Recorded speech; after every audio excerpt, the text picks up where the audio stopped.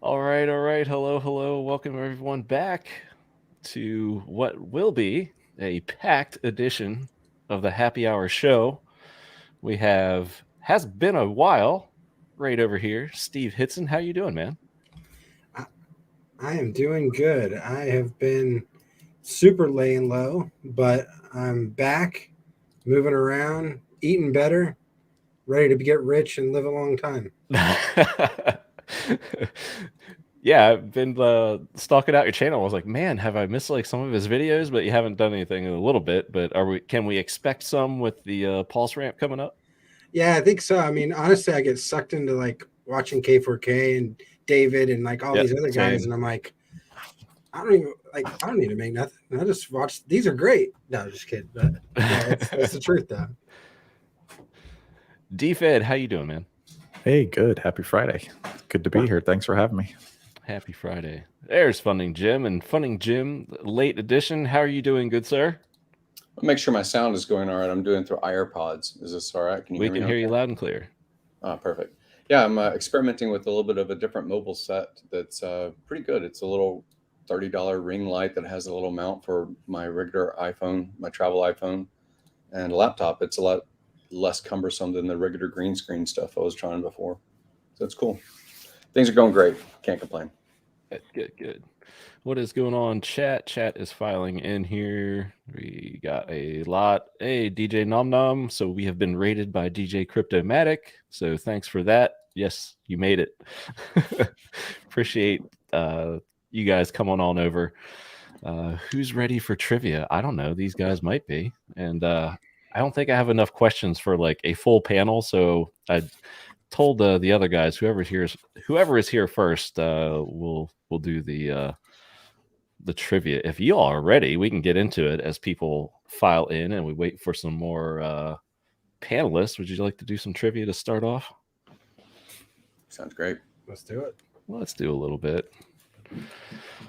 All right. So our usual guest reminder to please turn off your YouTube chat. Turn it to private. That way our chat participates and they can try to answer some of these questions. I've only stumped chat like 2 or 3 times in the history of this whole thing. Bets are already being placed. DFed has some money on him. I don't know. I don't think Gary, have you done trivia yet? Okay. No, I haven't kept up with current events. I'm probably going to lose miserably on this. I'm probably losing money on the line. They aren't like terribly. They're mostly hex or crypto related. And if you're familiar with Richard Hart's Twitter account, there's a lot of good stuff in there as well. Okay. And Steve, is this your first time playing? I think it's my second. Second? Okay. And DFed, I think you're the only winner here. Is that correct? That is correct. I have won trivia before. Yes. One time winner or 2 times? Yeah, I think just one time. Yep. Cool. Did you swap those tokens already on PulseX? I know you win like 1 million, right? Isn't that what Cabana says? He gives you like a million tokens. Yeah, right. Yeah, million Doge. Yep. The happy hour incentive token. Yes. Happy hour incentive token. HHI. No, wait, that's I'm gonna be looking for that. That's actually I'm gonna load that into the PulseX here. Make a pair, liquidity pair. It's gonna be a new thing. It'll be make the supply like as many as shows as there have been. They'll be super rare, and we can always tell who sells them. That's right. One just sold. That was DFed, or Big K sells 5 since he's won like a bunch of these things. But I know, right? He's the master. He's the master. When you guys were doing your dad jokes or whatever, that was when I was first watching your shows or whatever. Your with Vince. The lamest jokes of all crypto internet kingdom. We get asked to do those every now and then. We just haven't done it recently. But we definitely want to do that. Late entry into the competition. There he is, gentlemen. Big K. Supreme. Into the competition. Are we already doing trivia? Oh boy. Yeah. We you came in at the right time. Come ready. All right. I've been taking a Twitter hiatus. Who knows? I think I was talking about it last week, Yeah. Bring them at me. This will be a little warm up. We have K4Ks coming in. I've heard a rumor that HODLdog will be here as well. So it's going to be a fun little PulseX PulseChain themed chat. And if you've seen K4K's videos, HODLdog's videos, DFED's videos, they've covered pretty much everything in depth. So if you want, really focused content, go there. But we're going to pretty much touch on a bunch of different things, get a bunch of different takes for this whole thing. So anyway, that out of the way. Yes, Maui, game changer indeed. We're going to talk all about it. Big K. Yes, sir. Last week's happy hour had a number of hexagons on it. Could you name one of them that is not you or I? I'm gonna go with our man Jenkins. Jenkins is absolutely correct. Jenkins. And if you're not familiar with the show, we try to get these guys out of the first round, and then the questions escalate in difficulty from there ever so slowly, or according to Motley Investor, sometimes quite rapidly. DFED, the highest of stakes, and I think you're on mute, my man. The highest. That's background noise. Sorry. The highest So of stakes. Yes, the highest of stakes documentary recently filmed Rackham Rochelle chatting with which meme-friendly hexagon? Well, I think that would be the one and only Captain RG3. No, that was Thumbelina. You're wrong.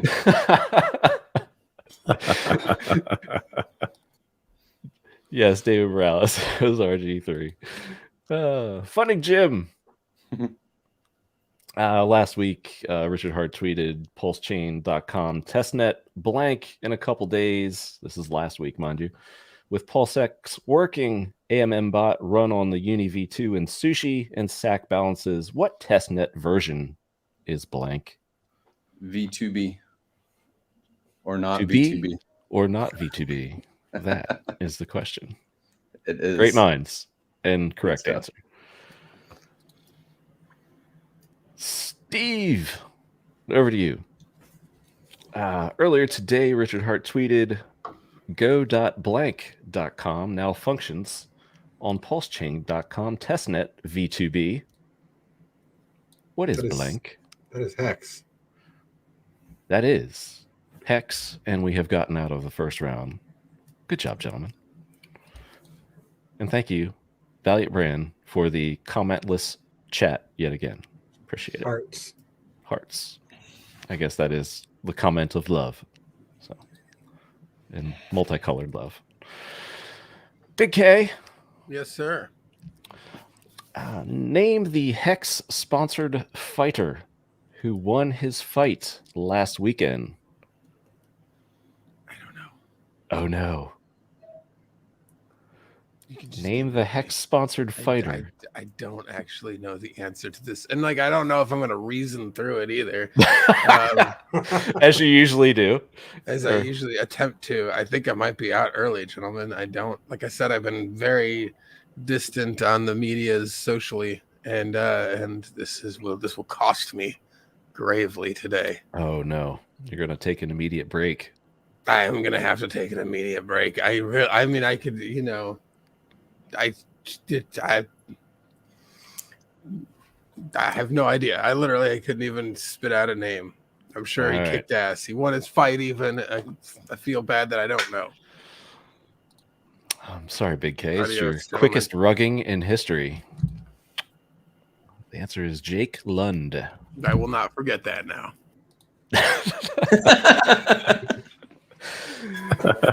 DFED. In more HEX sponsorship news and notes, last week, Underground Racing took home the trophy and fastest time at Houston Raceway Park. What make of car was the HEX sponsored machine? I'll repeat it one more time for chat. Last week, Underground Racing took home the trophy and fastest time at Houston Raceway Park. What make of car was the HEX sponsored machine? Was that yellow Lamborghini that I saw on Twitter? Is that a question or an answer? No, that's the answer. Let me go with Lamborghini. The answer is Lambo. Yes. All right. It was an itsy bitsy teeny weeny yellow Lamborghini. No, that I guess with a polka dot hex logo that I saw for the first time today. Hex owned. Yes. Yeah. Nice little logo on there. FundingGym, multiple choice question. Since that car had the fastest time, how fast did the Lambo go? 100, looking for the closest, not exact. 190 miles per hour, 230 miles per hour, or 270 miles per hour. Which one of those is closest? Looking for the closest speed. The Lambo topped out at 190, 230, or 270. The closest that you said was 230. I think I saw 233 as the actual. For the bonus points, you even got the exact. Very good. 233.9, I do believe. Yeah. Good job, chat. A lot of chat paying attention to Hexagon current events. Where might we be? Steve. Earlier today, Richard Hart tweeted, this is a long one, so bear with me. Did you know you can't exhaust a blank pool by trading it? Or excuse me, I'll read it again. Did you know you can't exhaust a blank pool by trading in it? All Uniswap V2 pools operate this way. This means that you will never run out of blank by buying and burning it. The decimal place just keeps moving. What is blank? I can repeat it. First thing I thought was liquidity, but read that one more time for me. Yep, I'll repeat it for you in chat. Earlier today, Richard Hart tweeted, did you know you can't exhaust a blank pool by trading in it?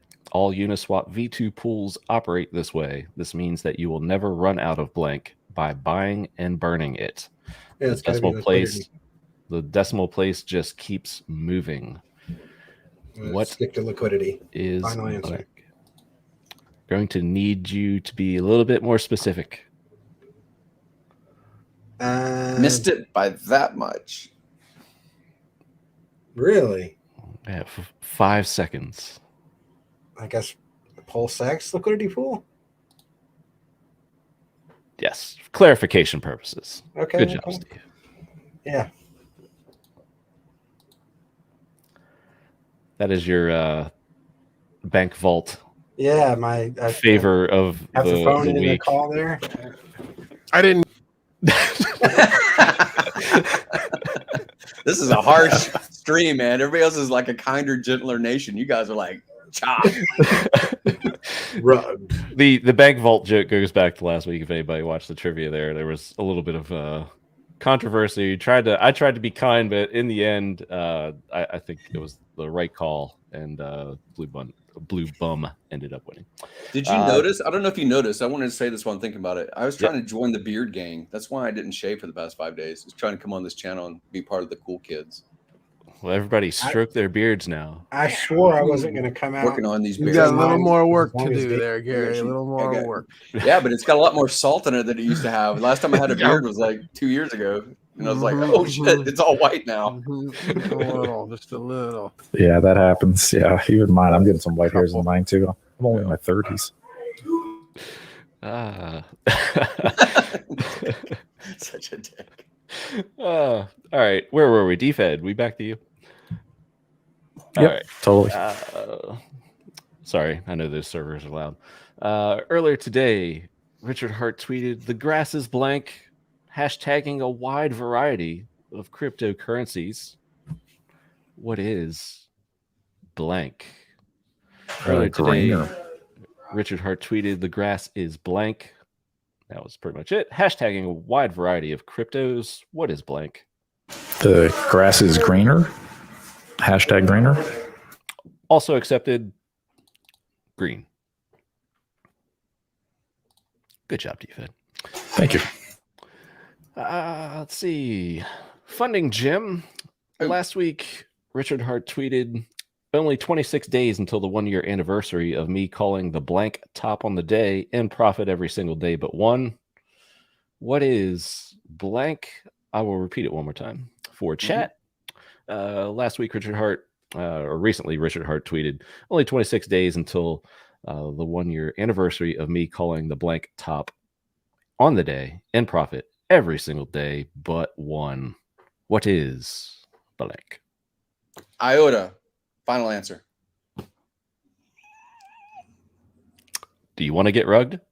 You're not allowed to take a dive. The You can't do- Bitcoin top. The Bitcoin top, of course. I was gonna say he's throwing the question. That's where I first liked his acid personality, was when he was tearing IOTA apart and their wallet for 6 months. That's what I remember. Hey, what's up, Russ? We're going to dive in once we conclude trivia here shortly. Big K is waiting in the wings. All right. Over to Steve. Earlier today, Richard Hart tweeted PulseX.com news. 2.2 billion PulseX have been burned in 2 days on testnet. Blank and blank contract seems to be working pretty well. What is blank and blank? Earlier today, Richard Hart tweeted PulseX.com news. 2.2 billion PulseX have been burned in 2 days on testnet. Smiley face. Blank and blank contract seems to be working pretty well. What is blank and blank? Buy and burn, only because I can't think of anything witty like Jim. But buy and burn. The correct answer is buy and burn. And I see Big K just pacing in his chair backstage, as I think he knows all these answers, and he just didn't know the For what it's worth, the toughest one was the fighter question. I mean, that was all the rage last week for a few days. Richard tweeted him, but yeah, he tweeted him because he won. He wouldn't have. He didn't tweet him until he won. Correct. I think he's kind of prove it first kind of thing. Yeah. Only good marketing if things win, I guess. But anyway, DFED. Last week, Richard Hart tweeted, "Want to report a blank balance being incorrect? ? Wait for us to get a reporting form up and make sure to include details. Do not waste our time by posting with no details. What is blank?" This is almost an unfair question because you are in the mix. Last week, Richard Hart tweeted, "Want to report a blank balance being incorrect? Wait for us to get a reporting form up and make sure to include details." In all caps, include details. Do not waste our time by posting with no details. What is blank? I believe blank is sacrifice. Blank is sacrifice. It is not big PP. Actually, I don't think that was the answer to this question, Chad, but yeah. Yes, big PP was incorrect. FundingGym. Last week or recently, Richard Hart tweeted, "Why do we have blanks? To find things to fix. If you report a bug, include actionable details or be insulted by those with brains." What are those blanks? Recently, Richard Hart tweeted, "Why do we have blanks? ? To find things to fix. If you report a bug, include actionable details or be insulted by those with brains." What are those blanks? Test notes. Very good. Test notes. We are rolling on this round. Steve Hitson. Earlier this week, Richard Hart tweeted, "Why is testnet so slow? Because people have blanks registered but aren't synced or are offline. What are those blanks?" Earlier this week, Richard Hart tweeted, "Why is the testnet slow? Because people have blanks registered but aren't synced or are offline. What are those blanks?" Validators? They are not testicles. They are validators. Yep. Can I comment on that real quick? I don't know who was doing that, but some savage out there at a 500,000 test pulse per click, they're going in there and registering validators, and they're not actually running servers. There's no server behind it.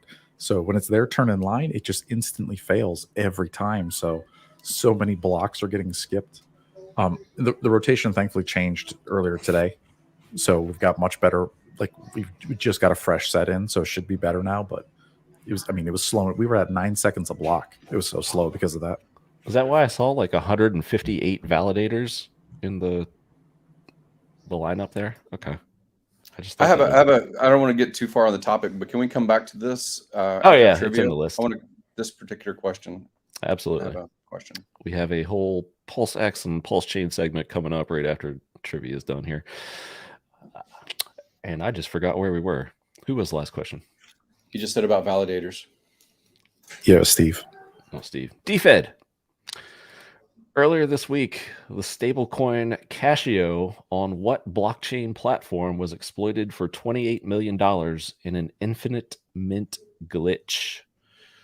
Earlier this week, the stablecoin Casio on what blockchain platform was exploited for $28 million in an infinite mint glitch? Richard Hart also tweeted about it.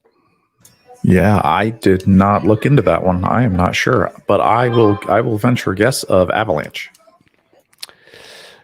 The correct answer is not Avalanche. Unfortunately, it is Solana. The letters SOL are the first three letters of Solana. Just thought I'd point that out. DFED, I'm sorry, you've been rogued, and you are SOL. Okay.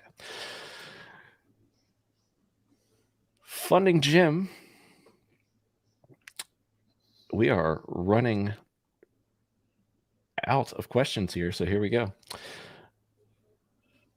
On Vitalik Buterin's Time magazine cover, the title, "The Blank of Crypto Has Concerns," is shown on his shirt. What word is blank? On Vitalik Buterin's Time magazine cover, the title, "The Blank of Crypto Has Concerns," is shown on his shirt. What is blank? Prince Albert. No? Would you like to be just a little more specific? Narrow it down to just Prince? Yes. Prince. All right. The correct answer is Prince. Excellent job. I should have done a wrong answers only. Because Chad is the best. All right. Here we go. Okay. Woo. All right. Steve Hitson, to stay in, or FundingGym takes the title for the week as I lose my place in the question list. Earlier today, Richard Hart posted a screenshot of someone's tweet along with "Equality everywhere. This is the person that wants to deprive women of profit in cryptocurrencies," by the way. Who is the person that Richard Hart is referencing? It's a politician. Earlier today, Richard Hart posted a screenshot of a politician's tweet along with "Equality everywhere. This is the person that wants to deprive women of profit in cryptocurrencies," by the way. Who is the person / politician Richard Hart is referencing? I'm trying to remember what Elon called her. But I think it was, I'm going to go Elizabeth Warren. Excellent job. Elizabeth Warren it is. And I'm running out of questions, so they might get really tough really quick. All right. FundingGym. Last week, Richard Hart spoke, or may have been this recently. I think it was the tail end of last week. Last week, Richard Hart spoke in a Twitter space. This space was moderated by which often comical hexagon? Last week, Richard Hart spoke in a Twitter space, I think at length, might have been a few hours, which was moderated by which often comical hexagon? Name that hexagon. I'm probably going to get this one wrong because I'm listening all the time and it's J Future or Jim Rat. And I think I'll just stick with J Future because he's always hosting. I'll go J Future. The correct answer is the guy that just LOL. Hexter. Oh, shit. Hexter. There's Hexter. Hexter Poindexter. Sorry, man. See ya. You're still in. Outsies. Steve has to get this correct, and he is the winner. If not, we'll go to sudden death because I'm pretty much out of questions. All right, Steve. Last week, Richard Hart began a tweet with, "There's nothing less blank than cryptocurrency. It leaves a permanent record behind of everything that happened." What is blank? Last week, Richard Hart began a tweet with, "There's nothing less blank than cryptocurrency. It leaves a permanent record behind of everything that happened." What is blank? Hang on, I know this one. Say it one more time for me. Where did it go? Last week, Richard Hart began a tweet with, "There's nothing less blank than cryptocurrency. It leaves a permanent record behind of everything that happened." I'm going to go What is anonymous. blank? Steve says anonymous. The correct answer is, only 2 in chat got it. Anonymous. 3 in chat got it. What's up, 8-Bit? Congrats, Steve, on your first trivia win. He indeed got it there, Finbear. Sorry, FundingGym, but it was a valiant effort for your first try.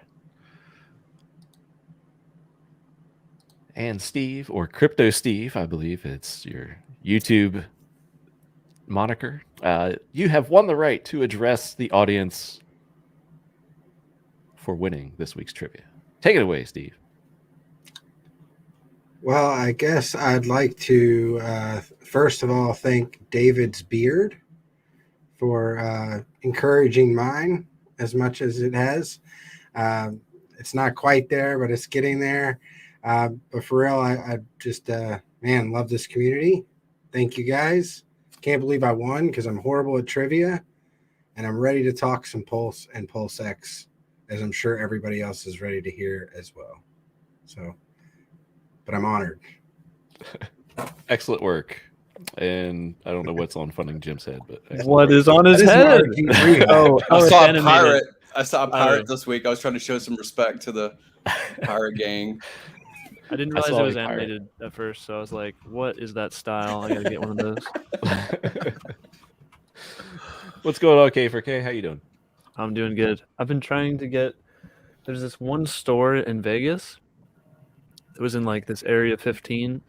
Cool, like shop or whatever. It looked freaking sick. It was like I don't know how do you describe it, but it was like really futuristic, had all these cool hexagons and neon lights and just cool, everything was like electric, super cool inside. Lots of cool art. Anyway, go into one of the little booths areas, you can like check it out, see what they're selling apparel wise. Had the best, coolest looking, it's not really hex related, but it had hexagons on it, and it was in the coolest material I've ever seen. I've never seen anything like it.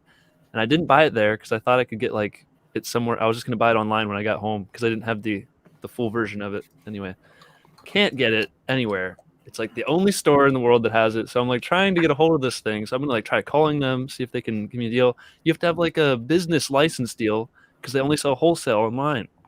So like for me to get any, it's like, oh man.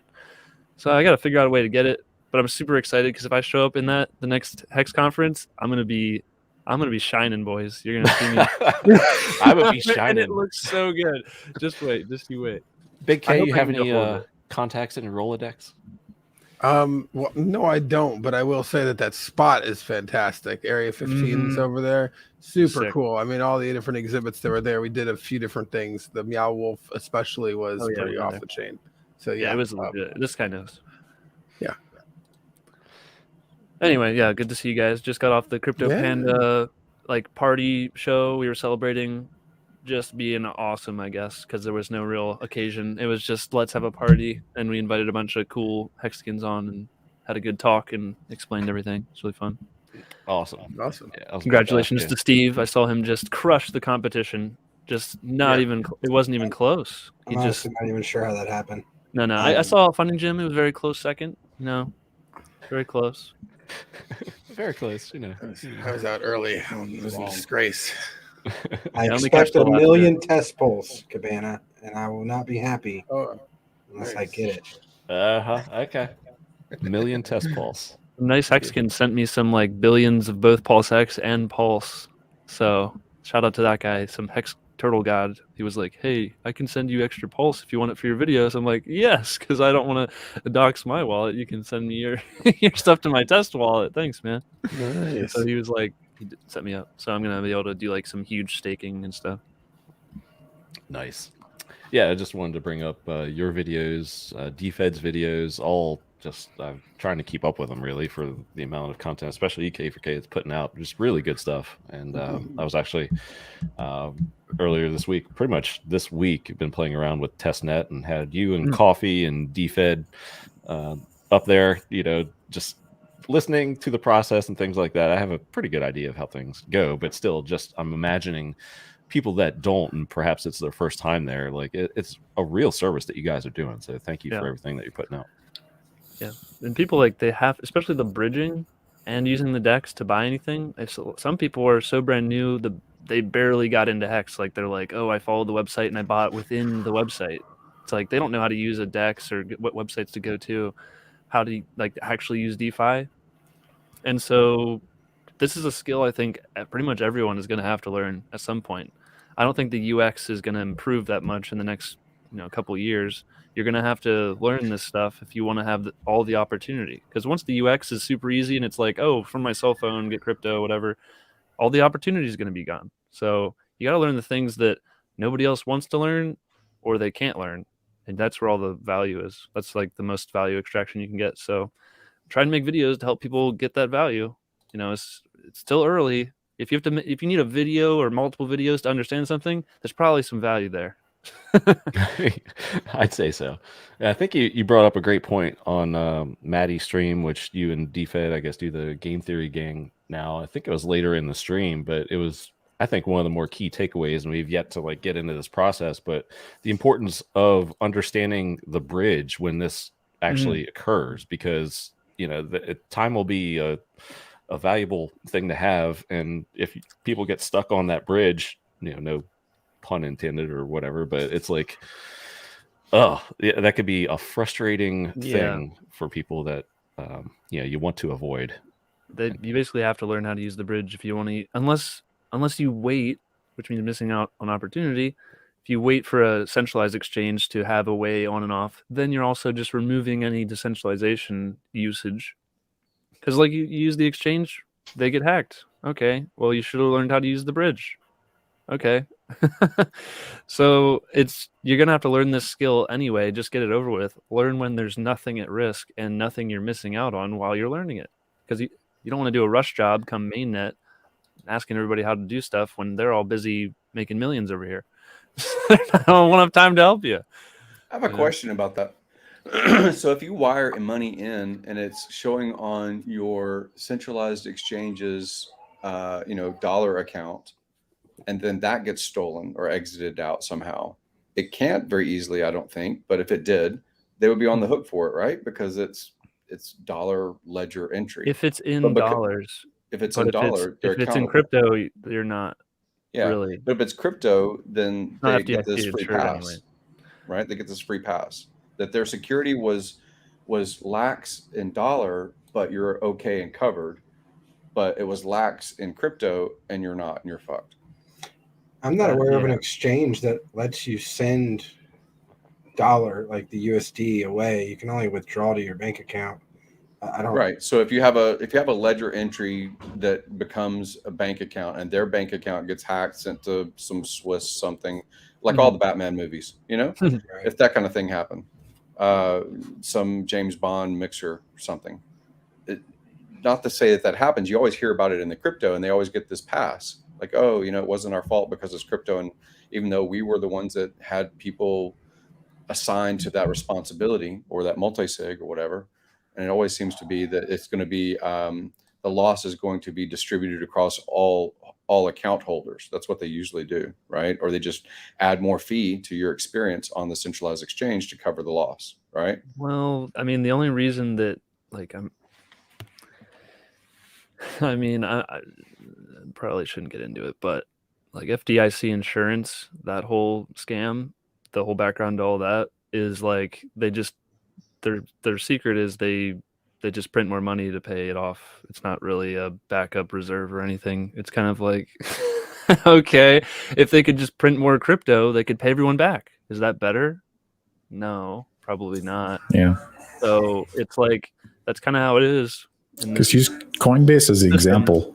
When you put your cash from your bank account on Coinbase, US dollar cash is covered FDIC on Coinbase. But then strangely, you can get a MetaBank debit card. You can convert that USD into US dollar coins. And now it is crypto. Those are like, tokenized dollars. And those are not FDIC insured. And it's linked to a bank, like a debit card now. And you don't spend it. But they're admin keyed, so they can just be turned off and replaced and printed new ones to replace the ones that got stolen from you on the exchange. Yeah, USDC is centralized. Yes, they have admin keys. Correct. They could do whatever they want. Yep. Yeah. I don't know. But yeah, once say Pulse lists on Coinbase, then that can be your bridge to and off, like on and off of PulseChain instead of using Ethereum. That would be ideal. Once we have that, you actually never have to interact with Ethereum ever again, because you can just get into crypto through Pulse on your exchange where you normally would have had to get ETH to get some asset, then go and use the bridge to come over and get it. Now you can just go Pulse, bought it, withdraw to PulseChain wallet. Ooh, never used ETH. I'm just using all these assets over here. So unless you want to go to ETH or something, maybe some liquidity's there or something, you want to sell an ETH asset you bought on PulseChain, you can do that if you bridge it back over. But it's like you don't have to use ETH ever again at that point. Yeah, one of my tweet this week, I was very surprised at how many likes and retweets it got, talking about, I was just speculating on the exchange, that the major exchange being, just because I saw CRO pop up there, right? And I was like, oh, Crypto.com's pretty on point, and they normally, like, as far as like getting things listed, but regardless, I'd be really shocked if it's like one of the top 4. Amazing. I thought you were right. I agreed with you, and also Roger Ver. He did that little clip talking about HEX for the convention. Doesn't he own or the founder of Crypto.com, right? Roger Ver. So I think it's him. Like, it makes sense to me. I don't think it's a Winklevi twins, and I don't think it's Brian Armstrong from Coinbase. So you don't think about FTX? No, yeah, I doubt FTX. You don't see FTX coin on there right now. Nah, yeah. I don't think it's FTX. Yeah, they've got like. His origin story is only like 3 years old, and it's really from the arbitrage of Korean BTC. Yeah, killing it. I mean, don't you guys remember that OKX? What was it? Representative kept coming in the chats back in the day, months and months ago, asking Richard about HEX and PulseChain, wanted to know information about it. And Richard's like, I don't know if that's a real representative, but hit me up at this address. And then, I don't know, maybe it's OKX. But I mean, it doesn't really matter. Eventually, they're all going to have to list. So, list or die. It's going to be their last dying breath is, I guess we'll list it and get something before we're wrecked. That goes to your point, K4K, though. Like, get in as soon as possible, because if you get in once Coinbase lists it, you're too late. Like not really. It's definitely later than you could have got in, because if you just have the know-how, you could have been in. So learn a bridge. How do they get that supply? Do they OTC buy from oil? Well, they don't. The users have to supply it. It would just have to be a centralized exchange. So what it starts with zero supply, and the people get no benefit of providing liquidity on a centralized exchange, or is it the same as a SEX? at DEX. Are you so like users just like if I have USDC and then I got like say I had a bunch of HEX and they list HEX, I can bring my HEX to the exchange and provide liquidity there if I want on the club. I haven't used a club in like 3 years, so I I'm know. not familiar with like the Oh. club experience as a liquidity providing. Oh yeah, you Not can your just keys, provide not your either side. crypto kind Yeah, of narrative and profit margin. So what's the incentive to provide liquidity to a centralized exchange that isn't their buying pressure? It's yours. You know, what's your reason to do it? You make usually like maker fees. By providing liquidity on exchange, they'll give you like rebates and stuff for providing that liquidity. And they just play ranges. Market makers are doing it in the club, and so they just get the bid-ask spread and they keep it in between, and they just set limit orders. So that's the liquidity providing on clubs. There's just always this bid-ask spread in between the buys and sells, and they just play that range. It's usually a huge player game. You're not just like this little guy coming in, I'm going to go provide liquidity on Coinbase with my 10K. Like that's not doing, you're not making any money, dude. You're getting wrecked. No way. Because if you do, like you need volume to get a discount. The best on Coinbase, if you're setting limit orders and then I forget if it's like 10 million or $50 million of volume, then they'll give you a 0% maker fee. But they actually, they don't even give you a bonus.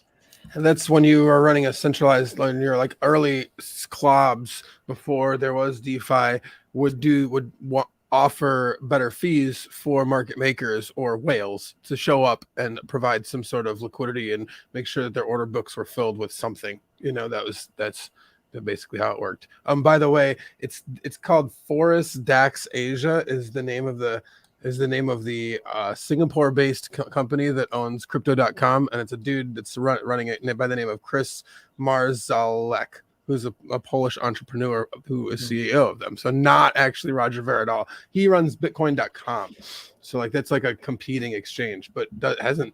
I mean, I remember Bitcoin.com like had its moment, but is not as nearly as big of a Hey, we didn't introduce the freaking legend in the room. What's going on? Elephant in the room over there. He hasn't had a chance to speak yet. What's going on? Yeah, I didn't want to interrupt you guys. You're just flowing with crypto stuff and speculation. Richard Hart's favorite spinny boy. I love that. That meme video is. I love that. I just thought we need some positivity after all the drama is going on. Like, just pump out this meme thing, and people are happy again. So.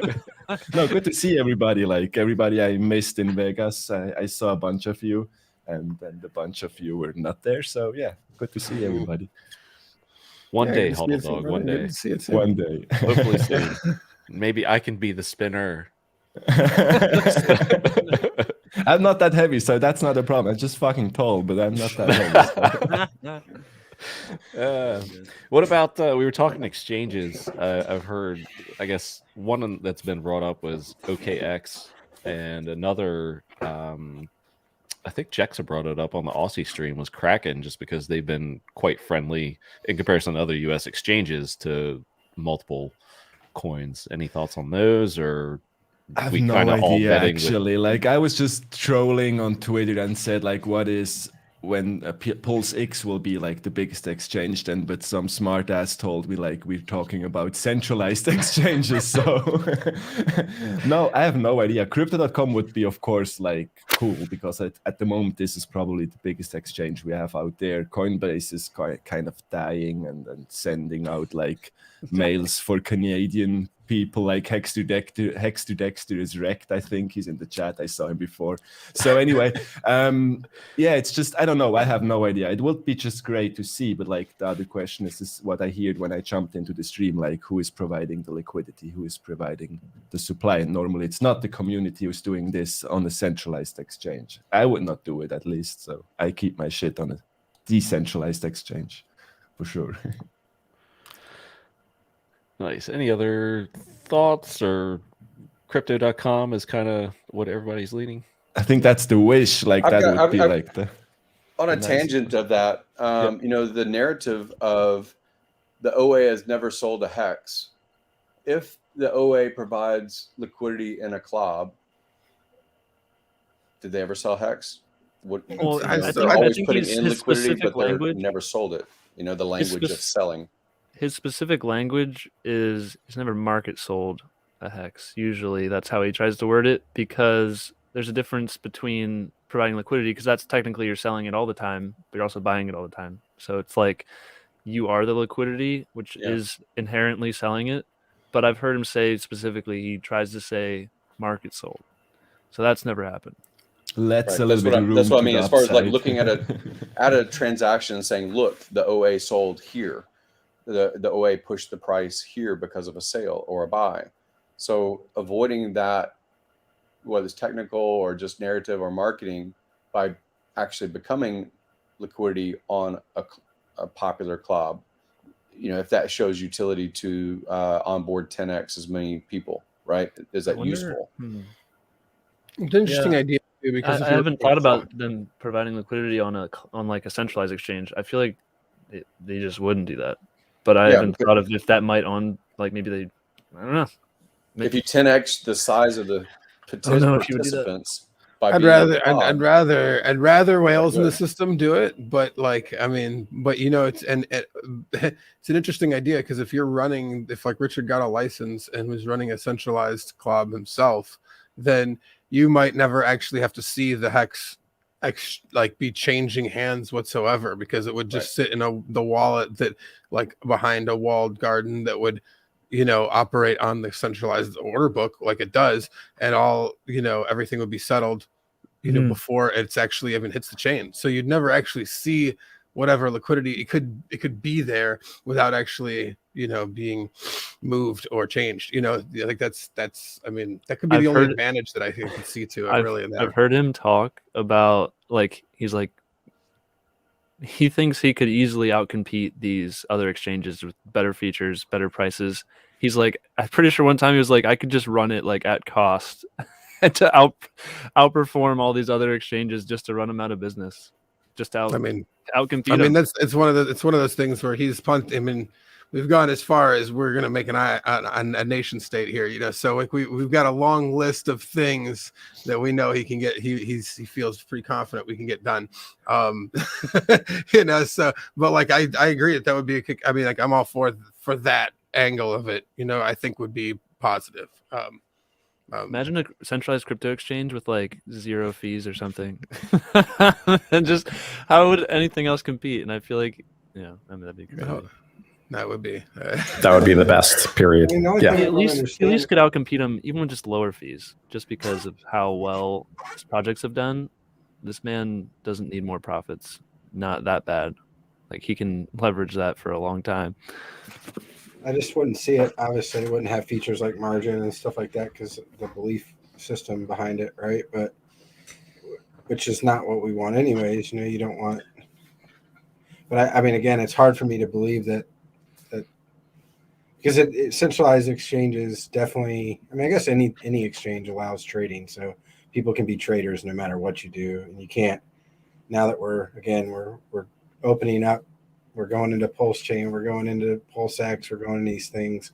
You know, people are going to do what they're going to do. All we can do is try to help guide them in the right. Yeah, I mean, and trading in and of itself isn't a bad thing. I mean, like, you know, transactions are the nature of the whole beast of why we're all here. You know, right. So like it has to. It's just like at what dimension do you? I mean, are you making 100 a day? Because like that's probably a little excessive. You know? That might be a problem. Yeah, if you got 100 trades a day, you're clicking the button to buy or sell 100 times. Even 100 a week or 100 a month is still pretty heavy workload. I mean, you know? So like maybe Richard's exchange just didn't have a sell button.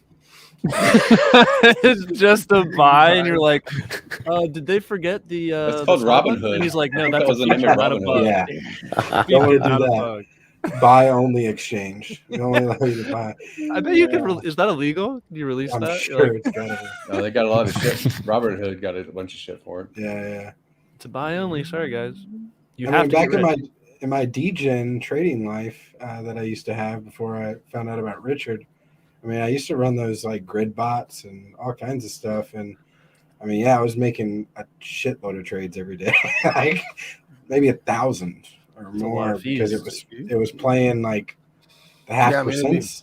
Yeah, I'd be making little trades on Anyways. bot swings. Yeah. So yeah, I don't say that is No. people, somebody out there is doing it. So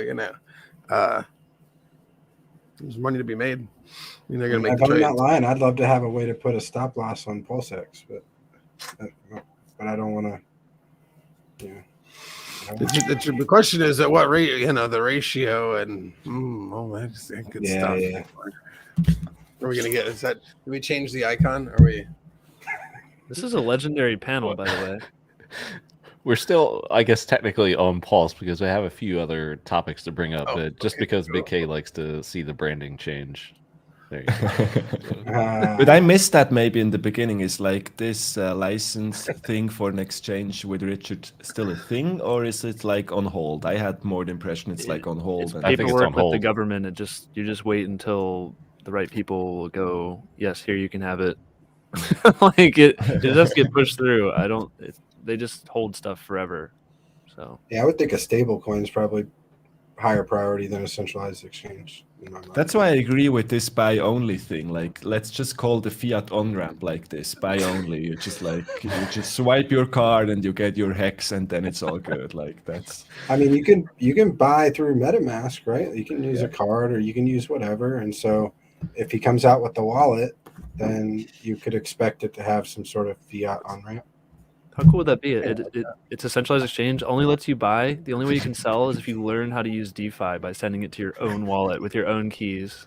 And it's like, wow, what a great idea! Like a forced education step. Like that's cool. You can't wreck yourself trading on the platform because you can only buy. No, like a grocery store. You don't need a license for not trading, so that's cool. It's just like need to buy. Oh my god! Buy only cryptoexchange.com. That might be a path in the future where, like, if Libra ever, something like that, the Louis Vuitton trading into the token of the whatever product that you actually want, physical world. If we do go to a tokenized realm where you can trade on a DEX to get the product or service you want, it kind of becomes that instead of converting into fiat to buy it with fiat, you're just converting into the token that they hold, or that they issued.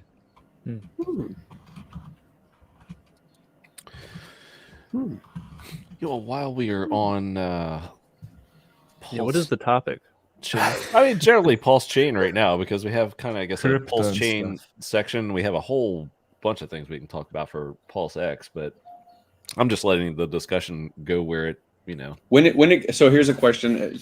When it goes to actual PulseX only, I have a lot of questions. But for the Pulse Chain question, on the launch, the first liquidity for the testnet B2B that was provided for the Pulse Chain PulseX pair, a lot of people were making commentary and doing price speculation about one being 50 cents and another being twice as 2-for-1 kind of ratios.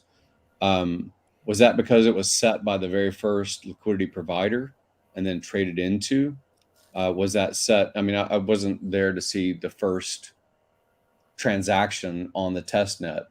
Was that first liquidity provided by Joe Blow, or was that by that first price, that first pair?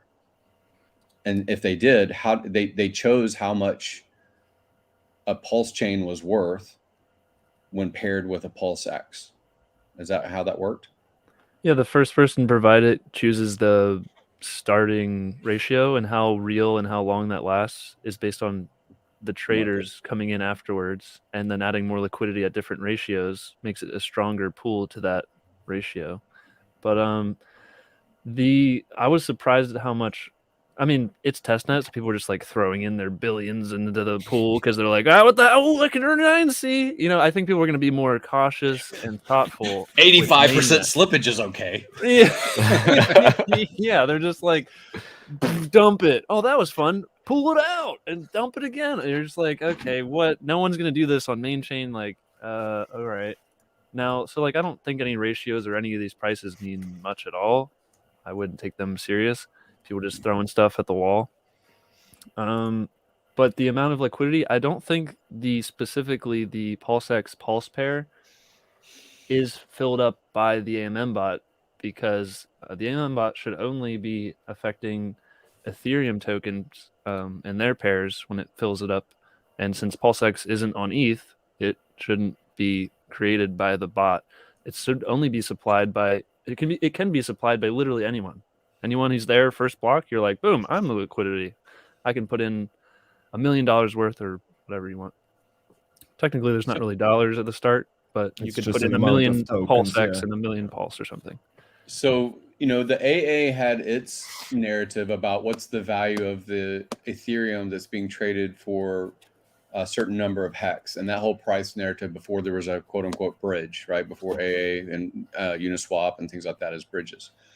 My question is, back then it was price appreciation because of appetite of the market to buy the product that's being, you know, marketed. And people like the narrative of delayed gratification and all the things that happened over the past 3 years. So you see price appreciation because supply is being gobbled up by demand. When you first place the pair, whoever places the first pair, it's not the absolute price, but it's setting the price because everything after that is comps. It's very similar to having the first house in a neighborhood, the very first house of a development that someone's living in that someone paid for, and the rest are still being developed or whatever.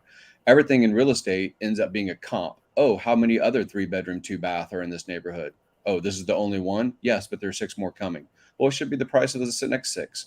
Pretty much similar to what the first one was. Still only, you know what I'm saying? It's a pair. It's still only relative to the amount of liquidity added. Like if I add some crazy like 0.1 PulseX equals 1 Pulse, it's not like it's going to be tied down because there's only $1. No, it's not tied down. But when that first OA sets the psychological norm, is my question. I mean, that first liquidity provider of a pair.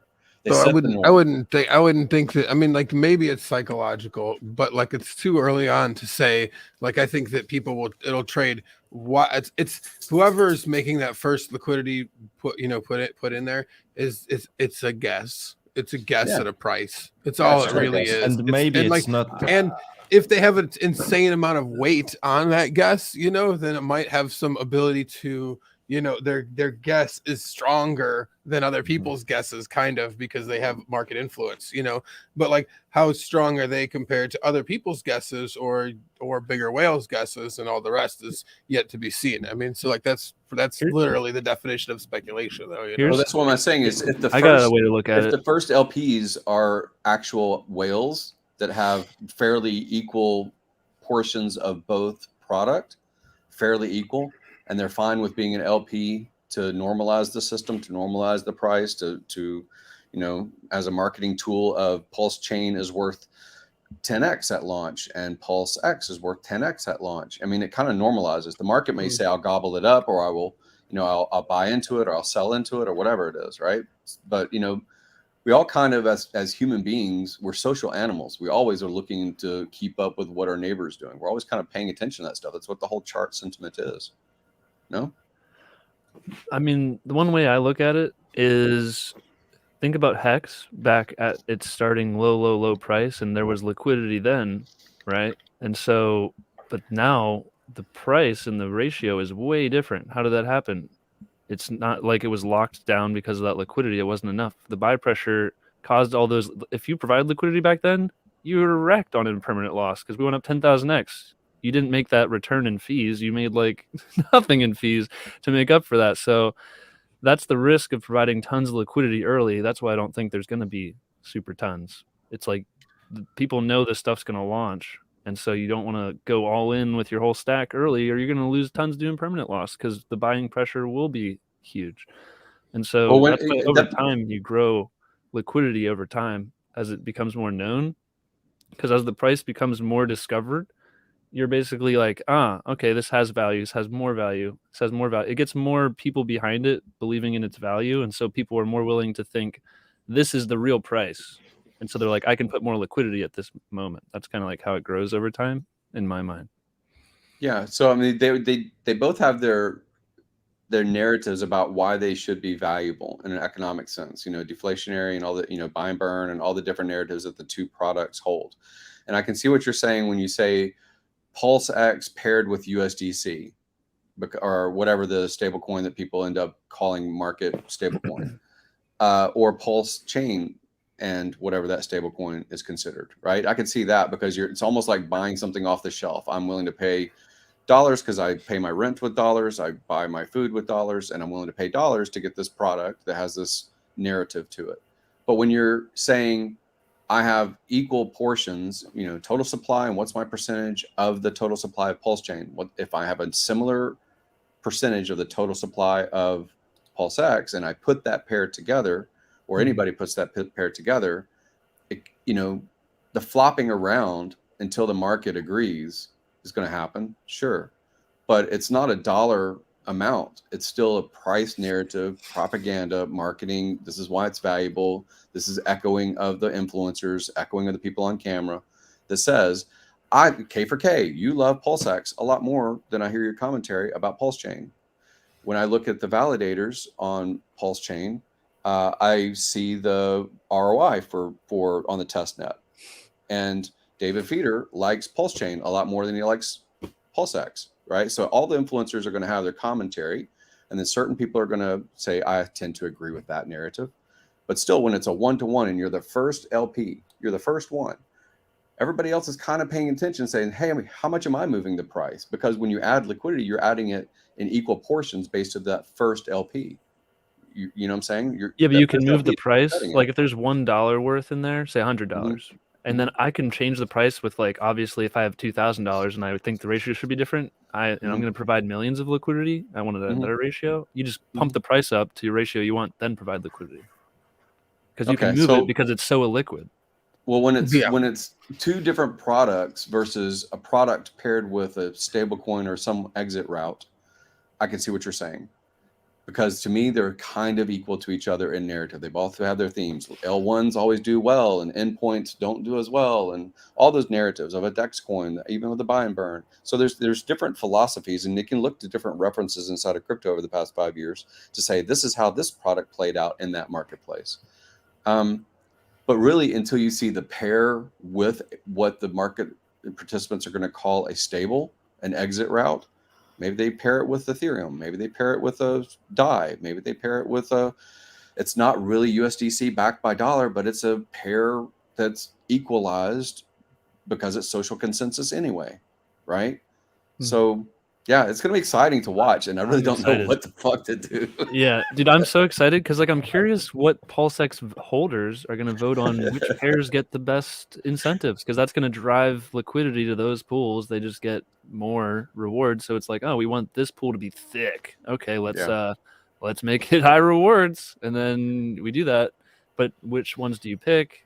Who's actually voting on the stuff? Hopefully, smart whales are. Not like I'm picking my favorite coin. The participants that looked at Staker app were excited when Staker app launched, and then they were super excited when there was a dollar amount.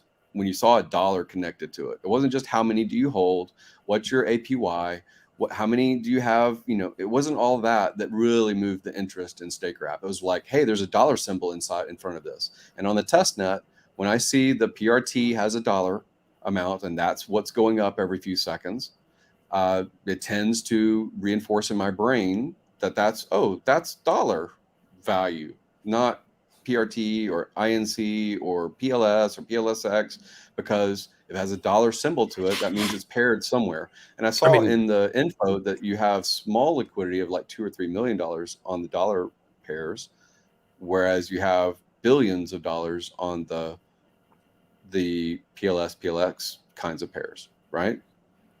Is that what you're seeing on the test? It's weird on testnet because they're considering the USDC PRC20 to be the US dollar value as if it's worth $1, which obviously there's no bridged in USDC, at least not a considerable amount. I don't even see a pair for that. Maybe someone made one. Bridged in EUSDC. Yeah, the Rank B USDC. I haven't seen any Rank B USDC. That would be the only real USD value because it's actually redeemable for dollars. But the dev. Anyway. But nobody, even though again that's just a narrative, because nobody goes to Coinbase and says, "Give me my dollars." Nobody does that and says, "I want the dollars out of that bank account," because it's still social consensus stuff. Well, Like, the thing what is, do you think? Like the thing that Richard talked about before about Tether being backed and then it's not backed. It just didn't break the peg. the dollar, like USDC, EUSDC from Ethereum, if that gets bridged in, I doubt USDC, the PRC20, is going to be worth 1-to-1 with that crap because it's not redeemable. So that's why it's like, is the dollar amount on the DEX going by EUSDC or USDC that could be less than $1? And then the numbers are all inflated if it's based off of the PRC20 because it's not worth $1. Oh, I would hope that. So do you? Here's a question. EUSDC.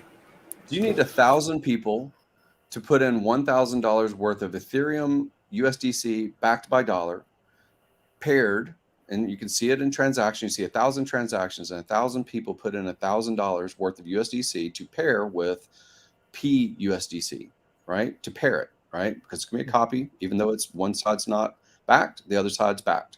But if it's paired and it's 1,000 people, do you believe it more than if one liquidity provider, one takes the chance and says $1 million on this side of backed and $1 million on this side fork paired? Because someone got $500 million worth of stablecoin. Somebody has that. Yeah, they can just completely exit the whole pool like whenever they want. Just like pull out Right, free. but they just also doubled their money. They could also provide liquidity to reinforce the narrative and belief that something has value on the Pulse chain. And there's some people who will think that, and then there's some people who are like, I'm going to extract this value. I don't believe in this. And that's the whole balance is like, do more people believe or not believe? If there's more non-believers, we call them sellers. If there's more believers, we call them buyers.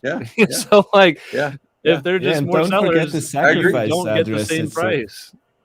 So do you think that we have $500 million worth of sellers at this point that hold coin that can sell in and sell out? I mean, if somebody was going to give you or me or any of us, like right now, whatever USDC y'all are chilling with, in double the money on the new chain, with an unredeemable version, and it's actually worth 1-to-1. First of all, that's just the one that's always guaranteed to be worth. That's as good as it's ever going to possibly be. It's not like you're going to 10x your double dollar value. So like, it's never getting to be more money. So don't speculate on that shit. Take your money and run. You know, is what anyone with their 100% of the time. You would 100% so would you do it at time? Kirkowski, would you do it at 1/10 for the other one? Go ahead. Of course, 100% of the time, always 1,000% of the time. I would sell my one PRC. of them is always going to be redeemable for real dollars, and one just isn't. So one is inherently less valuable. So how is that ever? And like, there's no. Wait a minute. We can't have it just with the USDC and say that it's pegged and it goes to dollar, and not have the same challenge when you say the value on HEX gets represented by being paired on the Pulse chain HEX version. So if you're saying that there's a hard law and there's some kind of pairing, there's very different. That's different because someone has so much supply, they can provide more than anyone could ever sell into. It's different for USDC. Yeah. Right, because they can print it with no cost. Lol. Lol. I mean, it's true. There's no like crypto laws about it. That $100 billion worth of IPO, that's just people buying pom-poms saying I cheer for the company. That's all a stock is. I mean, so I must have missed something there. I don't see the problem. Are we still talking about Pulse chain?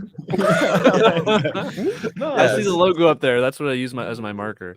I don't have a USDC logo. These are good questions. So what multiple would you put a PLS token versus a PLX token, PLSX token?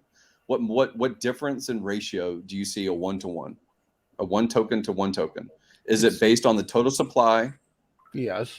Ratio that got. I think that's part of it. You take that into consideration. One of I was going to say. I mean, like one of probably a bajillion factors we can take into consideration. So if you say that so let's say that we one. don't. I don't we know won't the numbers. know.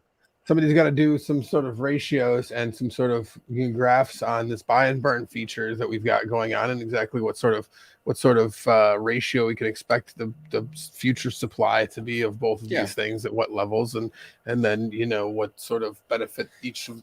Well, there's so many factors. There's a lot of factors to take into consideration. I mean, so the analogy is I have a car that's 3 times the weight of the first car. So one car is 1,000 pounds and the other car is 3,000 pounds. There's 3 times as much volume of car. Okay. But one goes twice as fast or 3 times as fast or 4 times as fast. That's what K4K's point is.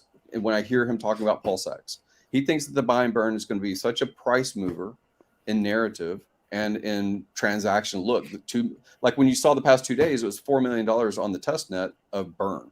2 billion PulseX no longer exist, gone, right?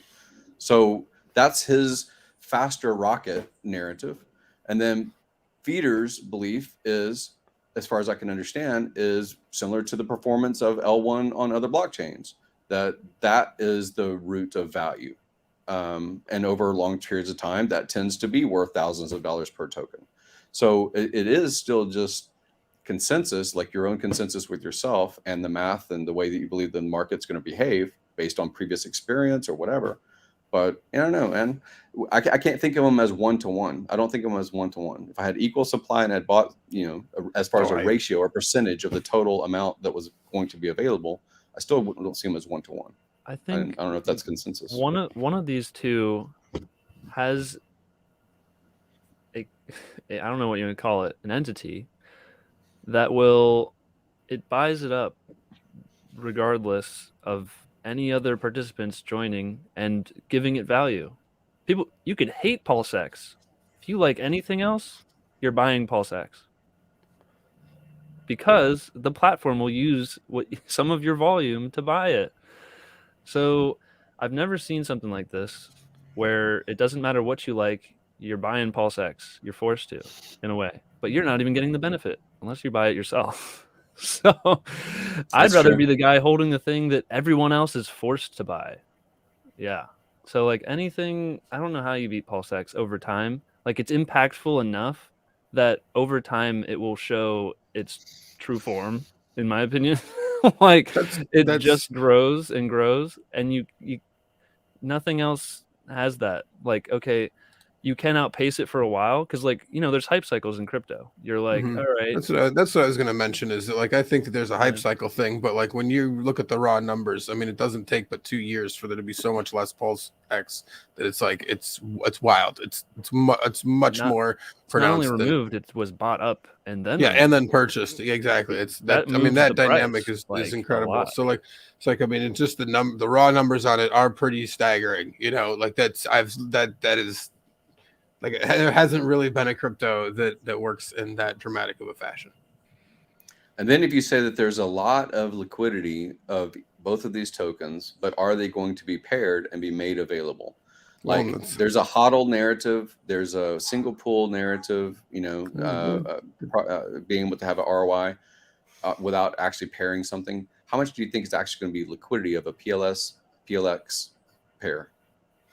Well, it depends. I mean, that will change the dynamic of how fast the price moves up in general. Is how much extreme amounts of liquidity are added or not early on. Because like that will change the dynamic for sure. I can't say. I mean, anybody who's smart will not be excited to provide liquidity at incredibly low price points. Early on. I don't think I personally. I'm not that interested in it. Your PRT and your INC just goes to somebody else, huh? Well, the single-sided staking pools on PulseX, I think, are very attractive. Like, yes, that's like PRT. Hex, you're just trusting the contract. 10 different hexes. How about that? Yeah, like that's one of the great features of PulseX is staking it to get those other coins. Yeah, that's really nice. There's no risk in that one. Yeah, with little risk. Exactly. You're going to hold it anyways. You little risk to gain some, I'd much rather, the much less risk for, some reward than, trying to, I might be wearing a jersey, but I'm not trying to throw Hail Marys here, So, I bet you throw a football real good.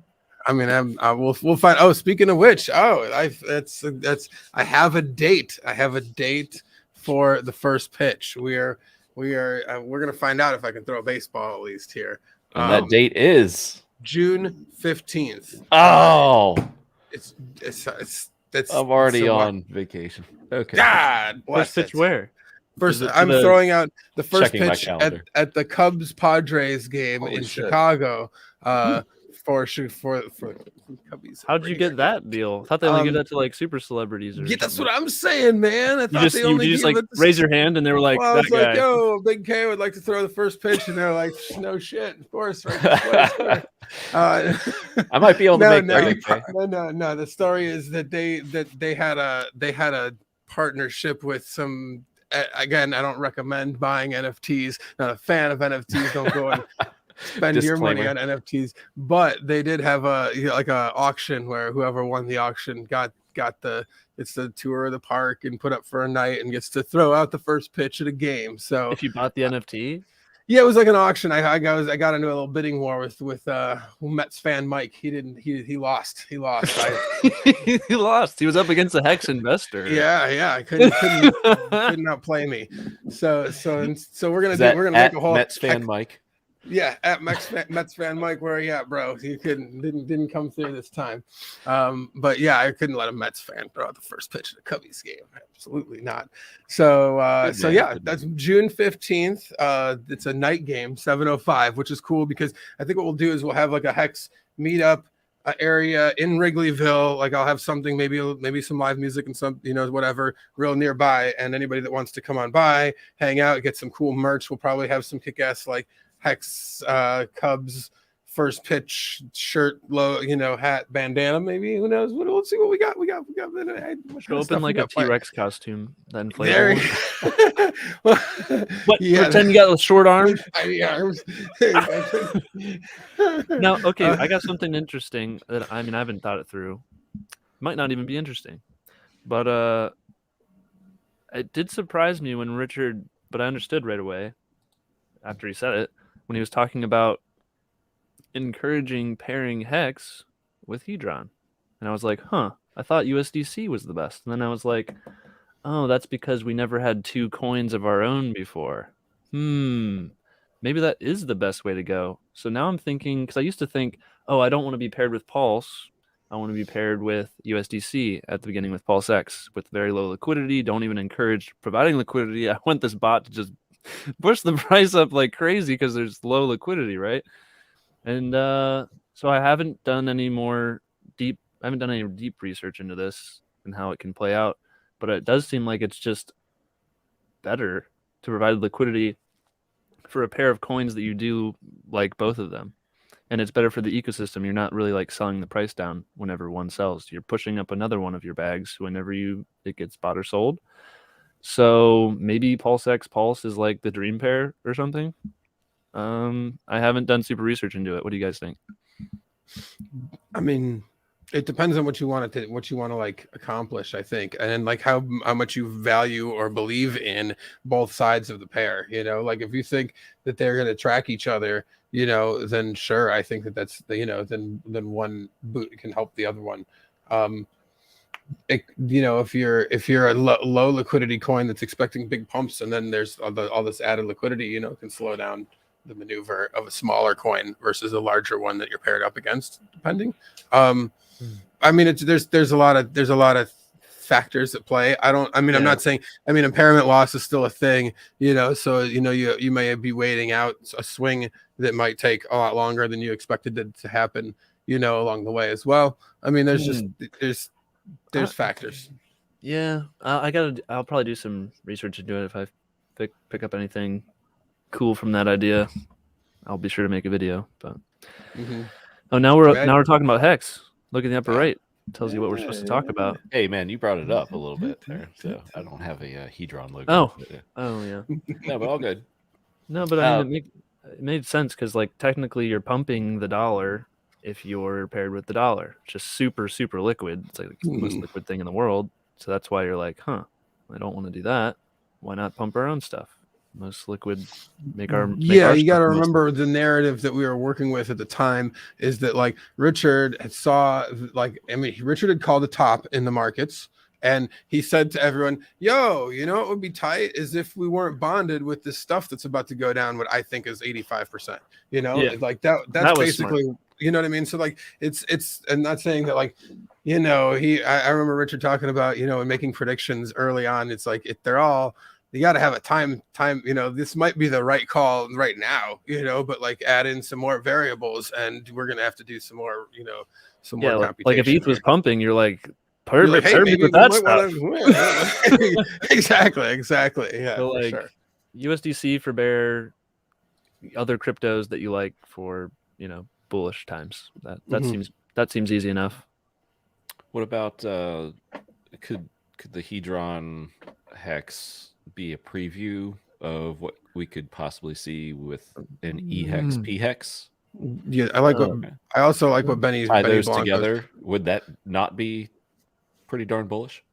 Isn't this crazy? All this stuff is like never been done before. We're just like, I wonder how this is gonna go. And I'm so excited to be early, dude. This is I like what Benny Blanco makes a point of also that we didn't really touch on, is that the other reason for pairing those two was because so many people, whether feeling the FOMO or excited by a new shiny object, whatever it is, they were moving between between HEX and Hedron. And in doing so, the two most liquid pairs being USDC, were chopping up people with more fees, and more gas costs, in that exchange, Okay. So like that's another thing that's twice. So because he'd route through USDC and then through. Okay. So like that's another reason why it makes sense to, have more liquidity in other pairs. I get, we didn't touch on that, but word.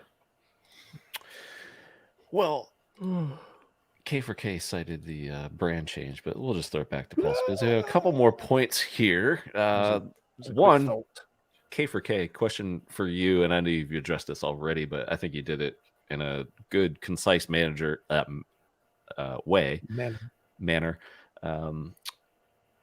So the question, why aren't my balances right? You explained this, pretty briefly, but if you could just take that question really quick, and because there's a couple things that go into it, but your explanation makes total sense in my opinion. Yeah, I tweeted this out on Twitter, try to get the video going around. I found out how to actually like record my screen now, so I can actually just make clips myself real easy peasy. It's like super useful for who doesn't want to watch like an easy clip on Twitter. It's like super nice. So very nice. Yeah. So literally everyone is going to be like, my balance is lower than I thought it would be. And why is that? It's because people look at PulseX lead, even though right before you even enter the site, it says, has this whole disclaimer. These aren't all of the numbers. Yeah. This is just an estimate. And people are like, this is the definitive numbers. And then they're like, why isn't my thing the same as this thing? It's literally written beta balances on GitLab, or on GitHub. So it's like, people don't read it anyway. So anyway, I'll break it down instead of making fun of them more.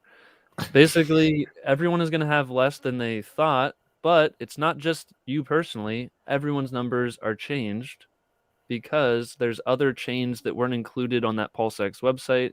And so that adds more points to the system. And if anyone on those other chains put in more than you, that pushes you down in the list. You have less of a bonus.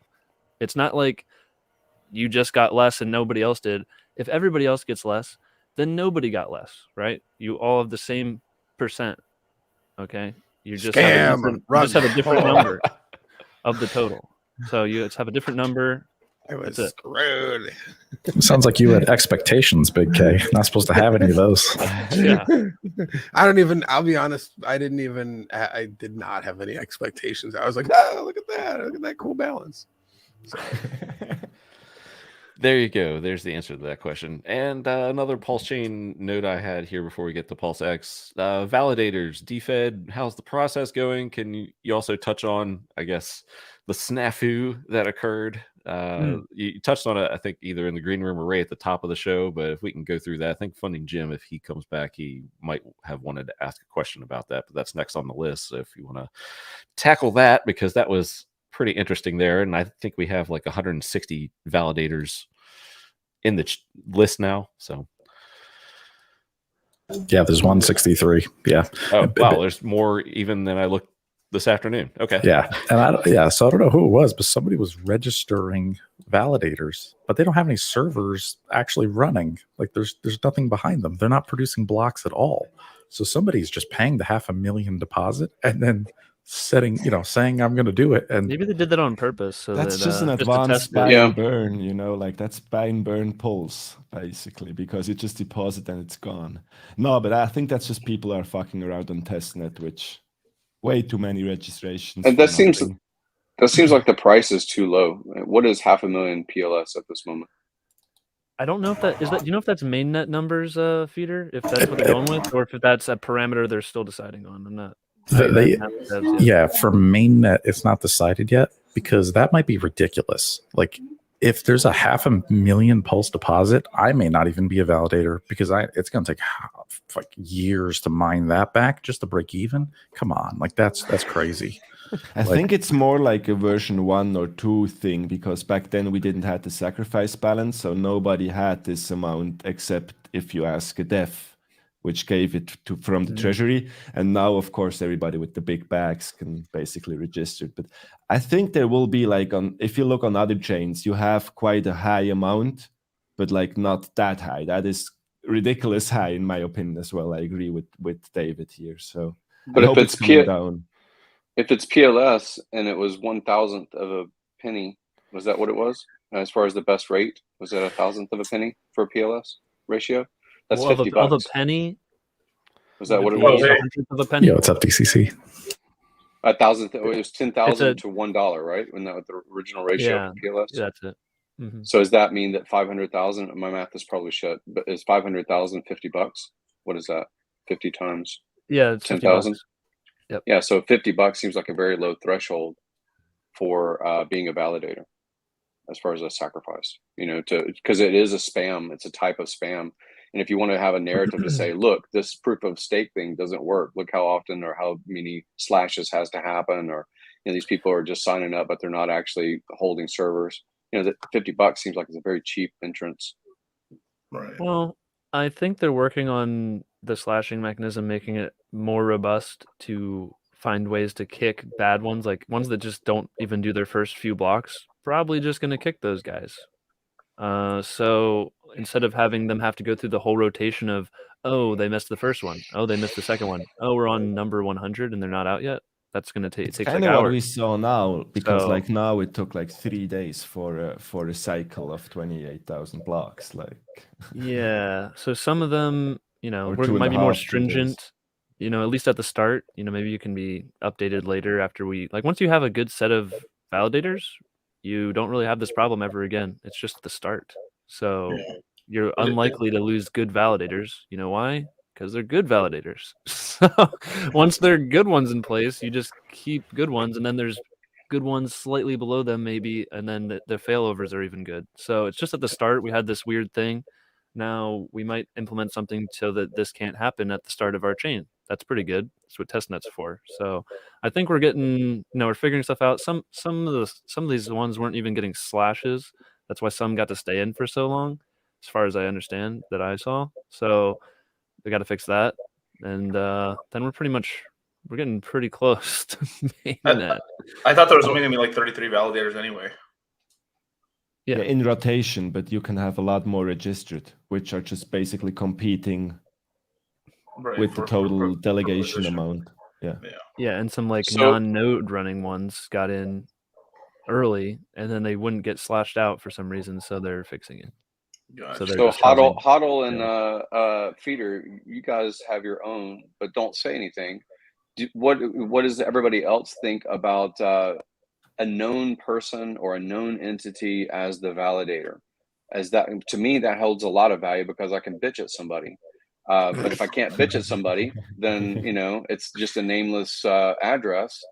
That's what EOS, when they did their launch and all their proof of stake stuff, we had a lot of people come on YouTube and make streams and saying, hey, we're wanting to be a validator. We want to be this person. And this is what we're doing to deliver value and content and, more than just our percentage of fees.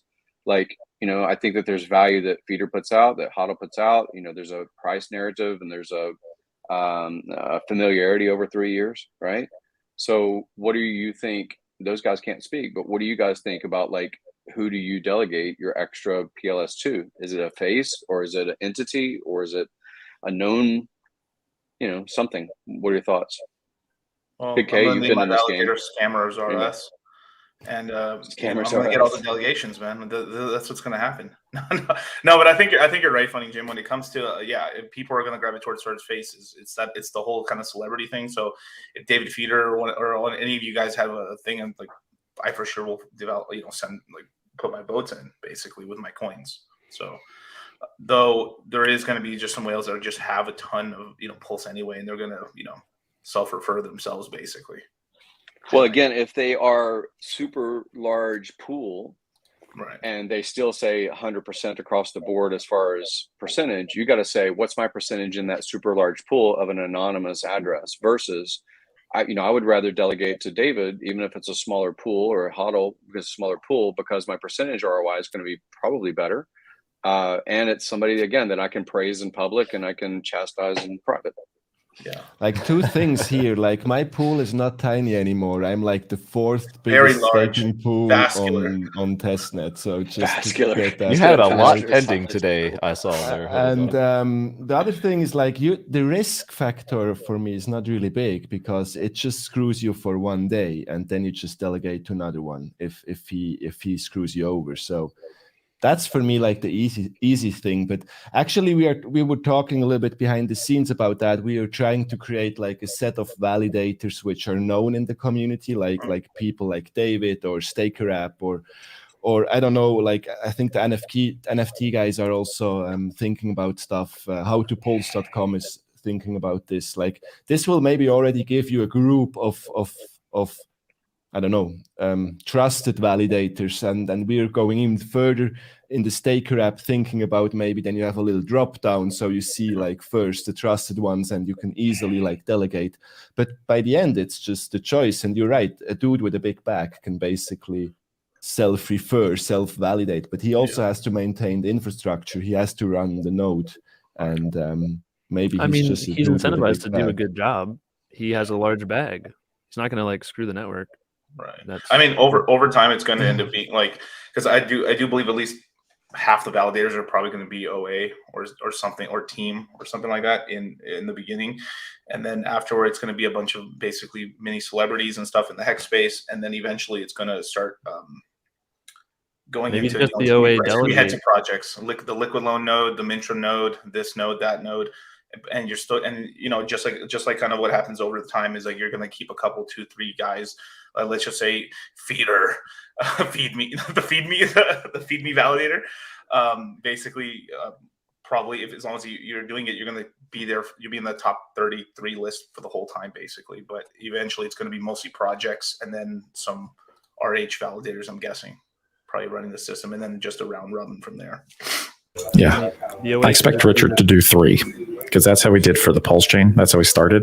Now they have done some emergency ones here to replace the bad ones immediately for V2B, so they can spin them up at will. But typically, for the last version, Richard just did the first 3. Yeah, the Feeder fun sounds really funny. Actually, that's a great name for a validator.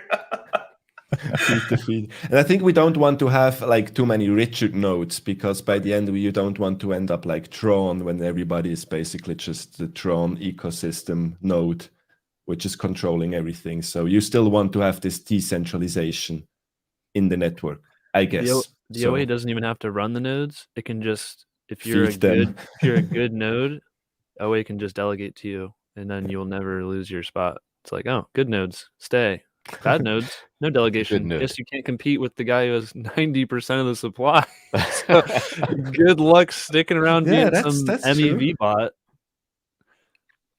That's removed. Cool. You just get out competed, So be a good validator. Don't be a bad one. And then But I think validation and providing a node like this is also helping the decentralization of the network. If you're just running a node on your old computer, like it is a copy of the PulseChain blockchain back then, and this helps also to decentralize the network. So I think the network, once it's up and running, like it will be pretty dope. So we see already cool stuff going on, like even if it's still like catching up in terms of speed, but I think in a couple of days we should see the 3 seconds again, I hope, at least.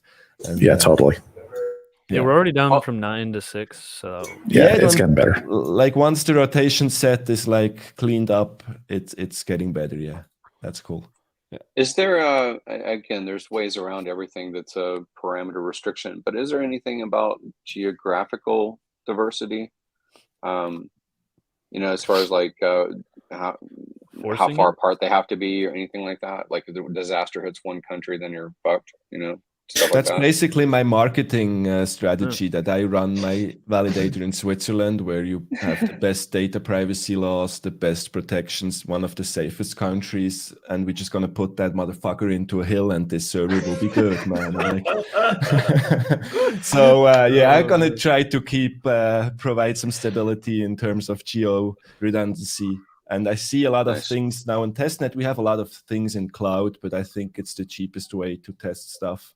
And then once we're mainnet, we will have like real stuff. And I hope to see more friends in Europe, that it's not just like all over in America. Yeah. For sure, this is my main goal, to let it run in Switzerland, just to have like, nobody will. Is that something, David? Maybe this is a question for you, but I've brought up, I guess, the Tezos chart before, to where you can see the percentage and rewards and whatnot. But they've also had countries listed. Will that be available in the delegator list? Because as HODLdog just mentioned, I think that's a great idea to see where these validators are. That's not available now, is it? Right now, it's only available on the command line in Linux. Okay. You could see the IP addresses of all the nodes, and then you can go cross-reference them. Okay. Eventually, there will be a website that'll be like validator tracker, and it'll show a little map and little green dots someday. But somebody's gonna have to build it. No, I think that'd be valuable. But you can spoof that too, can't you? I mean, isn't that like a VPN? You can just run a VPN and be some other place. Yeah, that's true. But that's basically what I said before. Like, we try to create this set of well-known or trusted validators from the community. So we were talking with Steph about like an interface where you have like good information about the validators, not just like for now we don't see anything. We really need to go on the command line to see how fast are they producing the blocks, and what is maybe the hardware, what's the geographical location, whatever. And I think this will help to give like also how do you say, like, to I don't know the word, like, to, but yeah, just to diversify. And then you see like we will have a spread over the world anyway. So and if not, I will travel the world and spin up nodes everywhere. So we need a North Korean node. We're gonna need a. That's maybe probably the one will be just pretty difficult to get, but the rest should be easy. Bullshit in every nation, baby, and like 2 peace signs. And sadly, the software drop one to North Korea, like with what if we see a node spin up from like Vladimir's house, bro? There you go. We're like, oh man, what at least yeah. not KGB.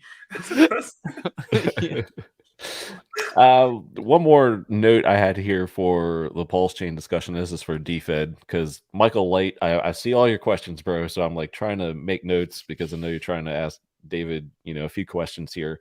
I think, one of them is the obvious, but I will save that for last. But he also asked, where are we at with the AMM, and what kind of timeline, of course, the question, do you hear about V3? We'll keep the fun one for last, but what about the AMM? And I think he asked another one here. How did they solve the V3, the V.3 uni issue? What's the latest on that?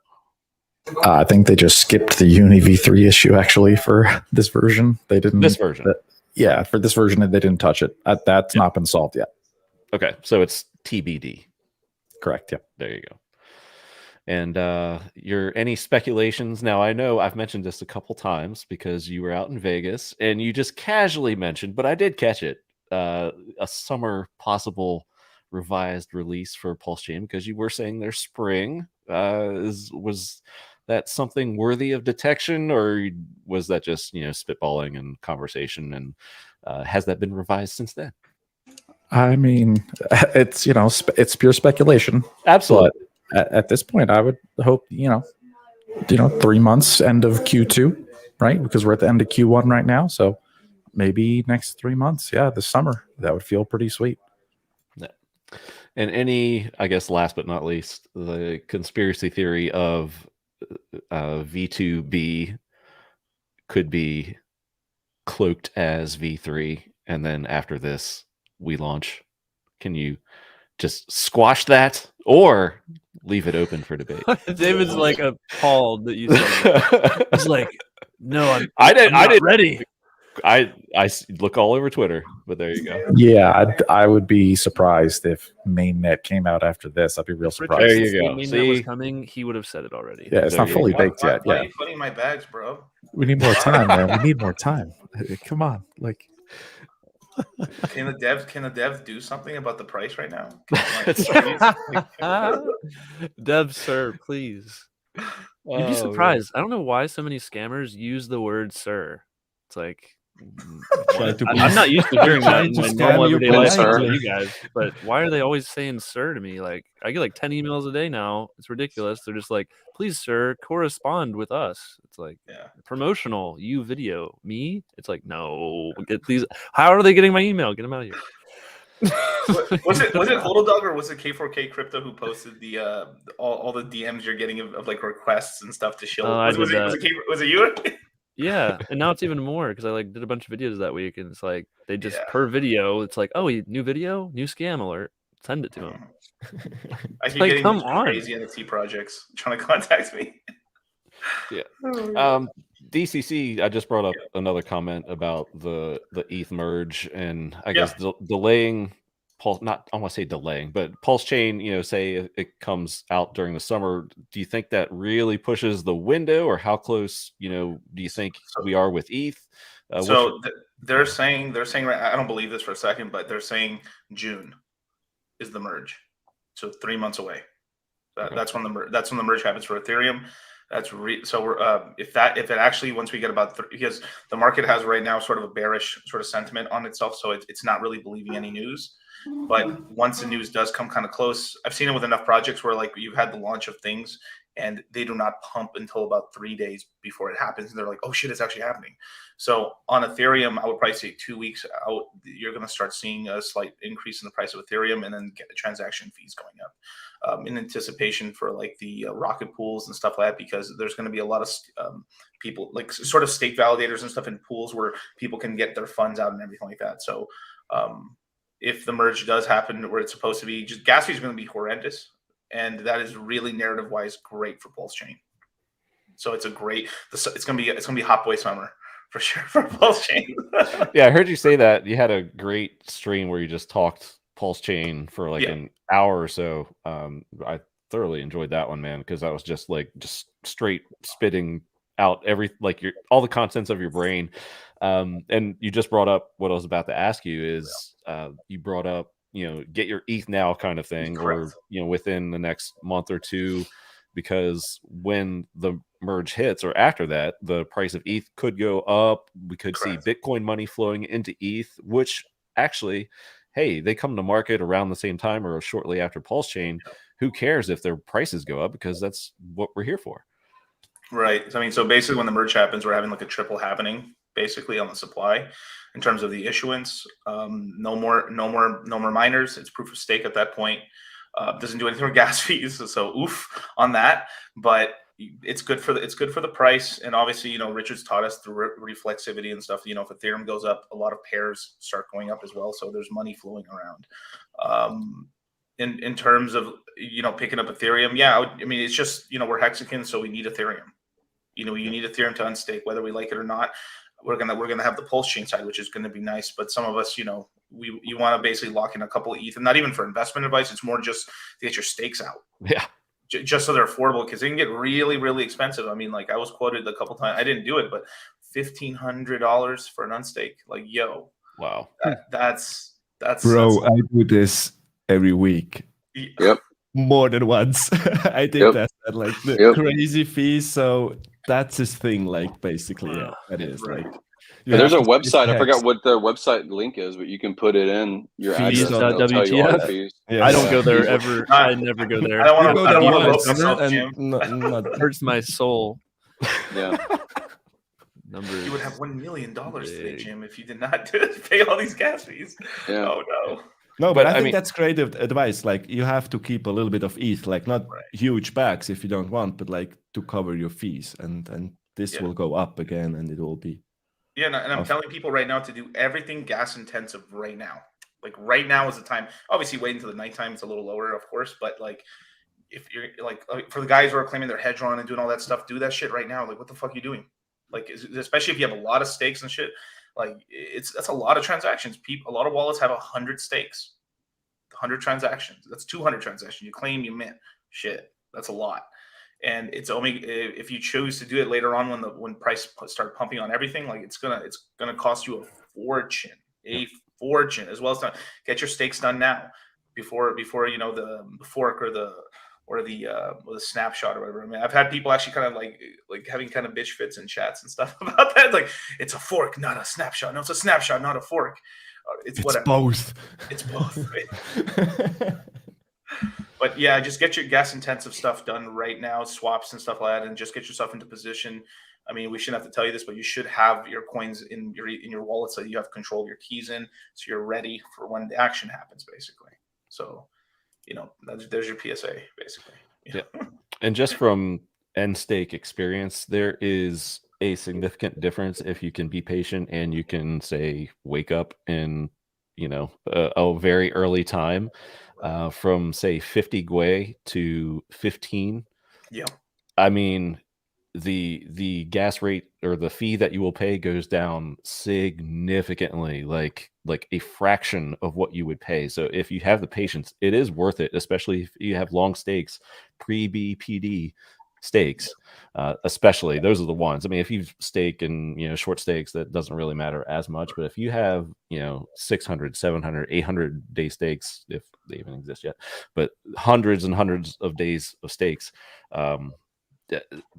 you got it. I'd stalk out the fees, man, because you can save a lot of money that way. It sucks that you got to do it, but if you're patient, you can do it. I'm living proof. So yeah. Right now, I mean, if you know the low for Gwei is like, you know, becomes 40 instead of 15 here, you know, as we get closer to the merge, then you know that's that. But if you can stalk it out now, like DCC was saying, we'll be at 115 in a couple months. I'm embarrassed to say this. Oh. I'm embarrassed to say this, but I'm going to say it anyway because it is kind of a PSA. So now I'm really RH Maxi. I'm still like the Infinity Stone narrative that DCC said not long ago. I thought that was pretty good. He went through the 8 coins. I think it's actually 9. But because I don't think you commented on PRT. But right. Yeah. So back in the day, check all the shenanigans that you did in the first 6 months that HEX existed. Let's just say that, because I was scanning through websites and I was like, oh fuck, I've got coins in here that I staked for 10 days that I didn't unstake and I forgot about. And I think it was like day 100 to day 110 just to see what was going to happen. And then I forgot about that wallet, or I forgot to ever visit that site again. And I found 100,000 HEX. So like but of course a lot of that bled out because it's been close to a year or longer. It was day 100 and to day 110 was the length of the stake. So a lot of it was gone. But when I was tooled through it today, actually, I found, you know, 11 grand, 12 grand. So go through your old shit, what you did back when HEX was pretty much worth almost nothing. And I think it was probably like 10 or 20 bucks is what I staked back then. And I forgot it. But go through because you'll find money. You know, you only in crypto can you find 11 grand. Yeah. 4.5 Ethereum. I think we're in the right business here, guys. I think we're in the right industry. Just to guess. When people are just finding 11 grand. Yeah, you have like an old ETH wallet out there somewhere, and it's like, oh, well. It's not even that long ago. It's like, like last year I had some money I forgot about. Now it appreciated 10,000x. I guess I'll harvest that. Oh, I lost 90%. It was still worth 10K. Well, like, what? If you listen to RG3, I mean, a lot of us had this origin story in crypto. RG3 was in crypto, and then he got paid. I think he got paid like $50 or maybe $100 or something by a friend in crypto. And he needed it actually to buy a product or something that was online, some kind of card or something. I forgot what it was. And so he had to buy this thing. Maybe it was Bitcoin. And then he checked like 3 years later and it had gone up so much in value. So it's kind of that same thing. Like, forget. Like, yeah, that's the place you want to be, where you can mess up terribly and you just come out like ROI positive, insane. It's like, okay, that's where I want to be, where I fell asleep and I made more money than I did doing anything else. Huh, that's where I want to work. What? It's just like so obvious if you think about it in the time scale of you have to be in this stuff and the return on investment. It's just, it beats literally everything. Effort wise, return wise, it doesn't seem like it should work this way. It's like the less I do, the more money I make. Well, you made a video, K4K made a video, and I think it was about Free Pulse or freepulse.io or something like that. You know, $200, you don't want to buy, just go and do this claim every day. Just do a daily claim. And you don't know what kind of price performance. If it does 10,000x, you might be very happy in 2, 3, 4 years without, you know. You could have free claimed 5 Bitcoin from, it was like freebitcoin.com or something back then, airdrop in 2010. You could have done that every day, 5 free Bitcoin. Oh, I'll just get over $250,000 for free and wait 10 years. You're just like, $250,000 per day free. If you used a VPN, you could have just drained the whole thing, thousands of Bitcoin. It's like, well, don't make that mistake again and miss out on literally free millions. Okay. I won't. In fact, I'm gonna buy some. That's what I'm gonna do.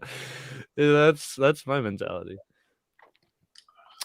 One more question for DFed before we close the PulseChain chapter. V2B seems a little pointless if we're still months away. That doesn't make much sense. Why wait for V3? Or why not just wait for V3?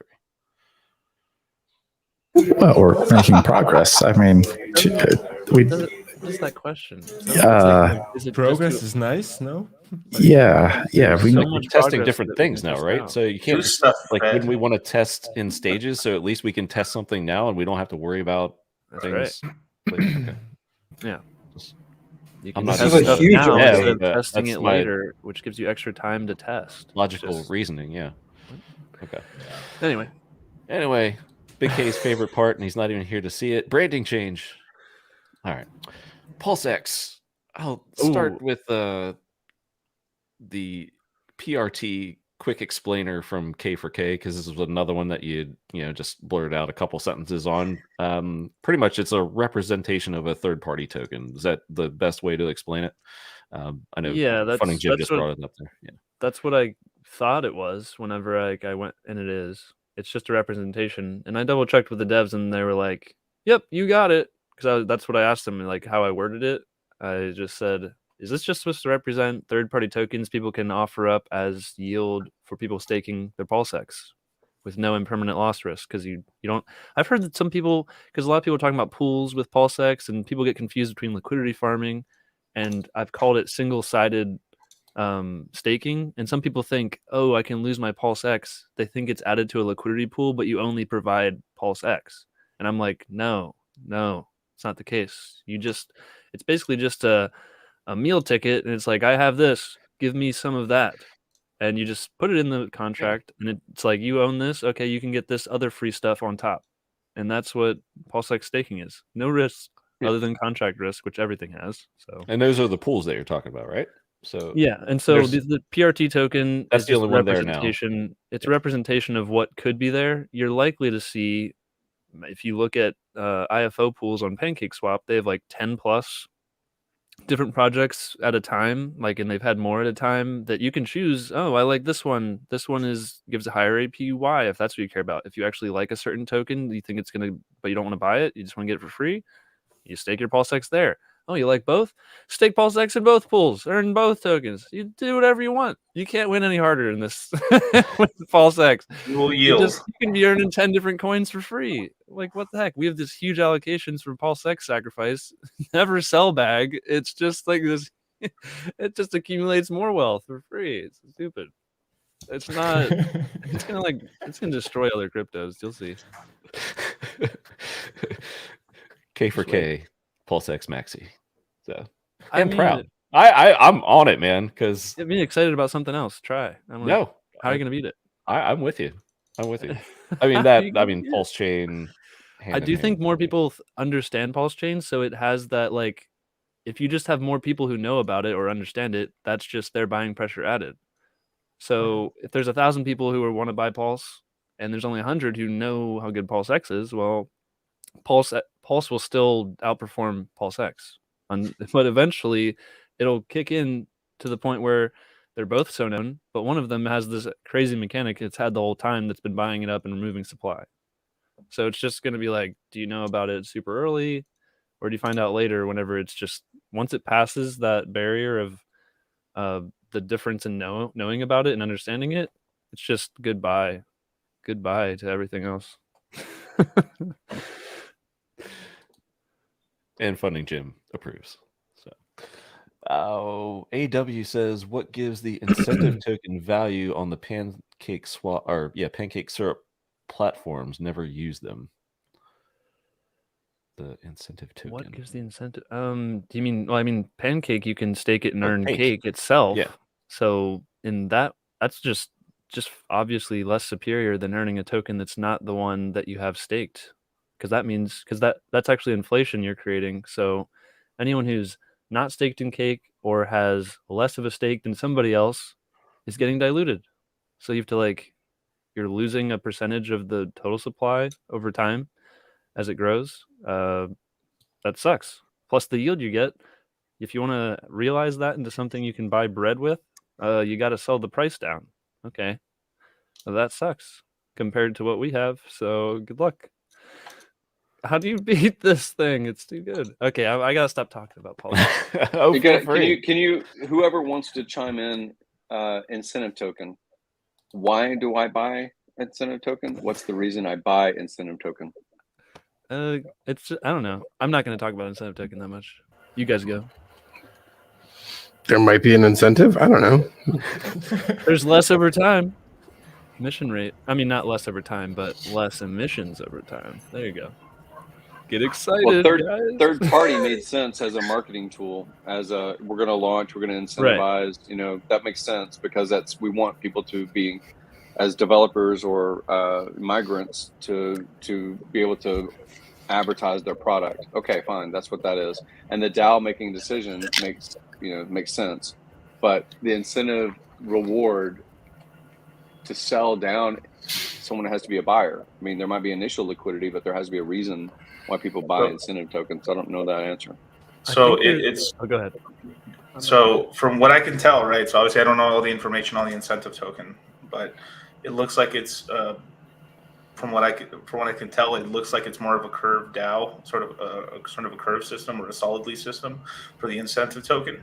So what that means is you have a super high inflation in the beginning, and then the inflation goes down over time. And even though with the PulseX token, you can vote for where that token goes. Essentially, what happens over time as it goes down, you end up creating something called a bribe system, where you actually will have projects bribe their own token. So let's just say something like Liquid Loans, Mintra, bribing, saying, hey, we'll pay this much money for this, because what ends up happening is that they get that incentive token, and they can use that incentive. Because what a lot of tokens have a problem with when they launch is that they have a lot of their token doesn't have value.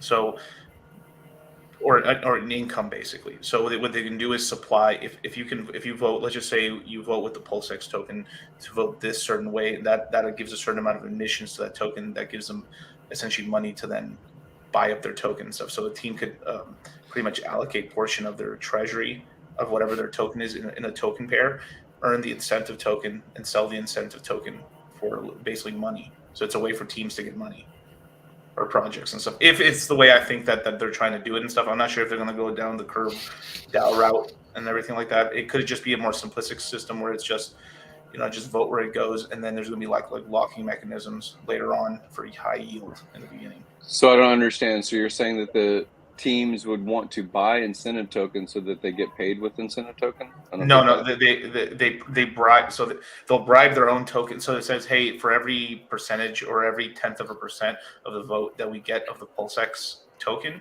we'll pay you guys in our token. And then that gives them more of it's basically to keep their APY really high on their pool, so there's liquidity in their pool. Oh, are you talking about the gauges for Curve DAO? Yeah, it's that's kind of what I'm thinking is how I think it's going to go down, but it could. I mean, I haven't heard too much information on the incentive token, but it's sounding like it's going that direction. And Jim, you were asking more about where's the buy pressure come from for the incentive token, right? So that people can sell and the price doesn't just go down infinity.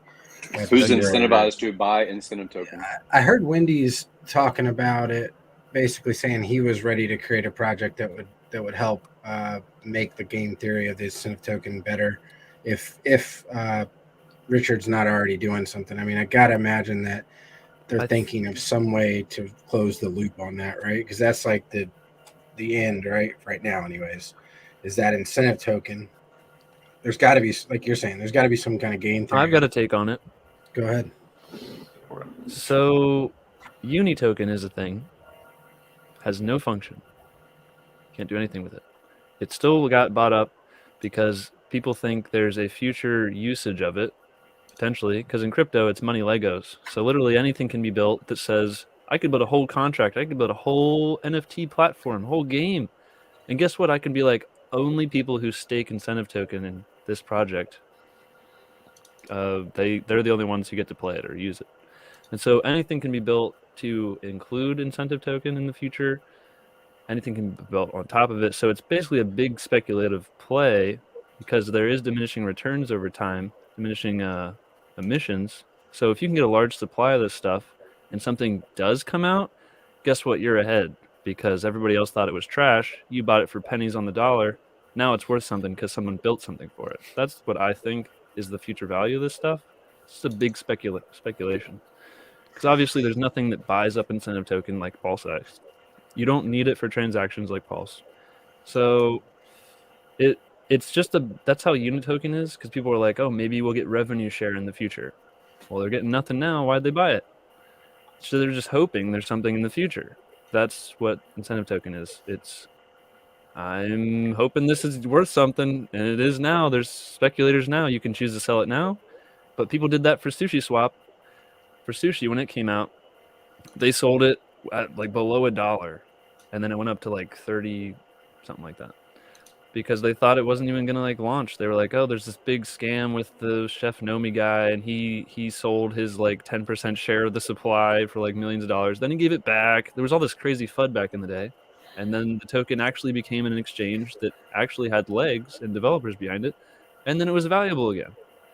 So it could have turned out totally different. Could have been completely valueless and never came back. But since someone built something for it, it gained value. So could be the same exact thing for incentive token. It's not inherently at the start, but that's how crypto is. If it's a Richard Hart project, it probably does better than other things. That's how I see it. The incentive token in testnet is quite the valuable little token because it's way harder to get than some others. I mean, you got to stake some serious coin to start to accumulate. Yeah, but I get what Jim's saying. It might not be bad to get a bag at some point when it's real cheap. You know, people sell it to crap for a while, and then if you see it go up, there's liquidity, and there's people who eventually get holders who won't sell it for less than they have it. So that's the bottom, and it just goes up after that. You know, did it for Uni. There's got to be some game theory, though. I just can't see Richard launching it without something looping it back, but that's just my thought on it. Because right now, like you're saying, like, right now, there is nothing. In the future, yeah, someone could build something, but like right now on the test net, there doesn't seem to be any like, oh, you get like someone had just said maybe the more incentive token you hold, you get a multiplier of some sort on your interest or something, which I thought that was kind of neat. You know, that it makes you hold it, right? And again, I remember hearing Wendy's on a stream saying it could be built in the future, and then it gets that value. It's always the potential. It always has potential to be built. So you can buy it before everybody knows that there's something being built. Hey, maybe you bought it real cheap. Maybe nothing gets built. You got wrecked. I'm not going to play that game probably. Right. I'm probably going to stick with one that I know is going to work out well, like PulseX. Well, it reminds me of your people story. Will play the betting game. I don't care. DeFi summer, right? When you were betting on all the food coins that you talk about, but you were selling them, right? I wasn't buying them though. I was just right, but you were farming them liquidity, and you could farm them real fast. You sell them, and you get out. That's it. Yeah. But this is different because it's not going to be a flash in the pan type deal with incentive token because it's going to be there because it's already got a working project behind it that can give stuff out. It gives out incentive token. So the other ones in the past, those were just where you would put LP tokens from a DEX. So it didn't have its own DEX giving you incentive token. It was you would go to another website like Yams or something, and then you would put your LP tokens you had from Uniswap and you'd put them into their farm on their website. And then you get Yam tokens. Just get a bunch of Yams. And then you can sell them. You just sell them those on Uniswap. So you would just provide liquidity for like USDC Ethereum. Oh, price doesn't move at all. So you don't really get any impermanent loss. And you're just getting all this free other token and you would just sell it down. Now, incentive token is connected to the DEX. So you're doing everything with inside the DEX. It's all its like own ecosystem. And it's not going to go away and, be abandoned. It can always be developed on. People are always going to be earning this into the future. It's not going away. That some would say that's a benefit for a coin. Oh, it has development and a development team behind it that isn't going away. That's valuable in crypto. So there is value in the incentive token. I think it's going to be around as long as PulseChain's around. Can't say that about everything else in crypto.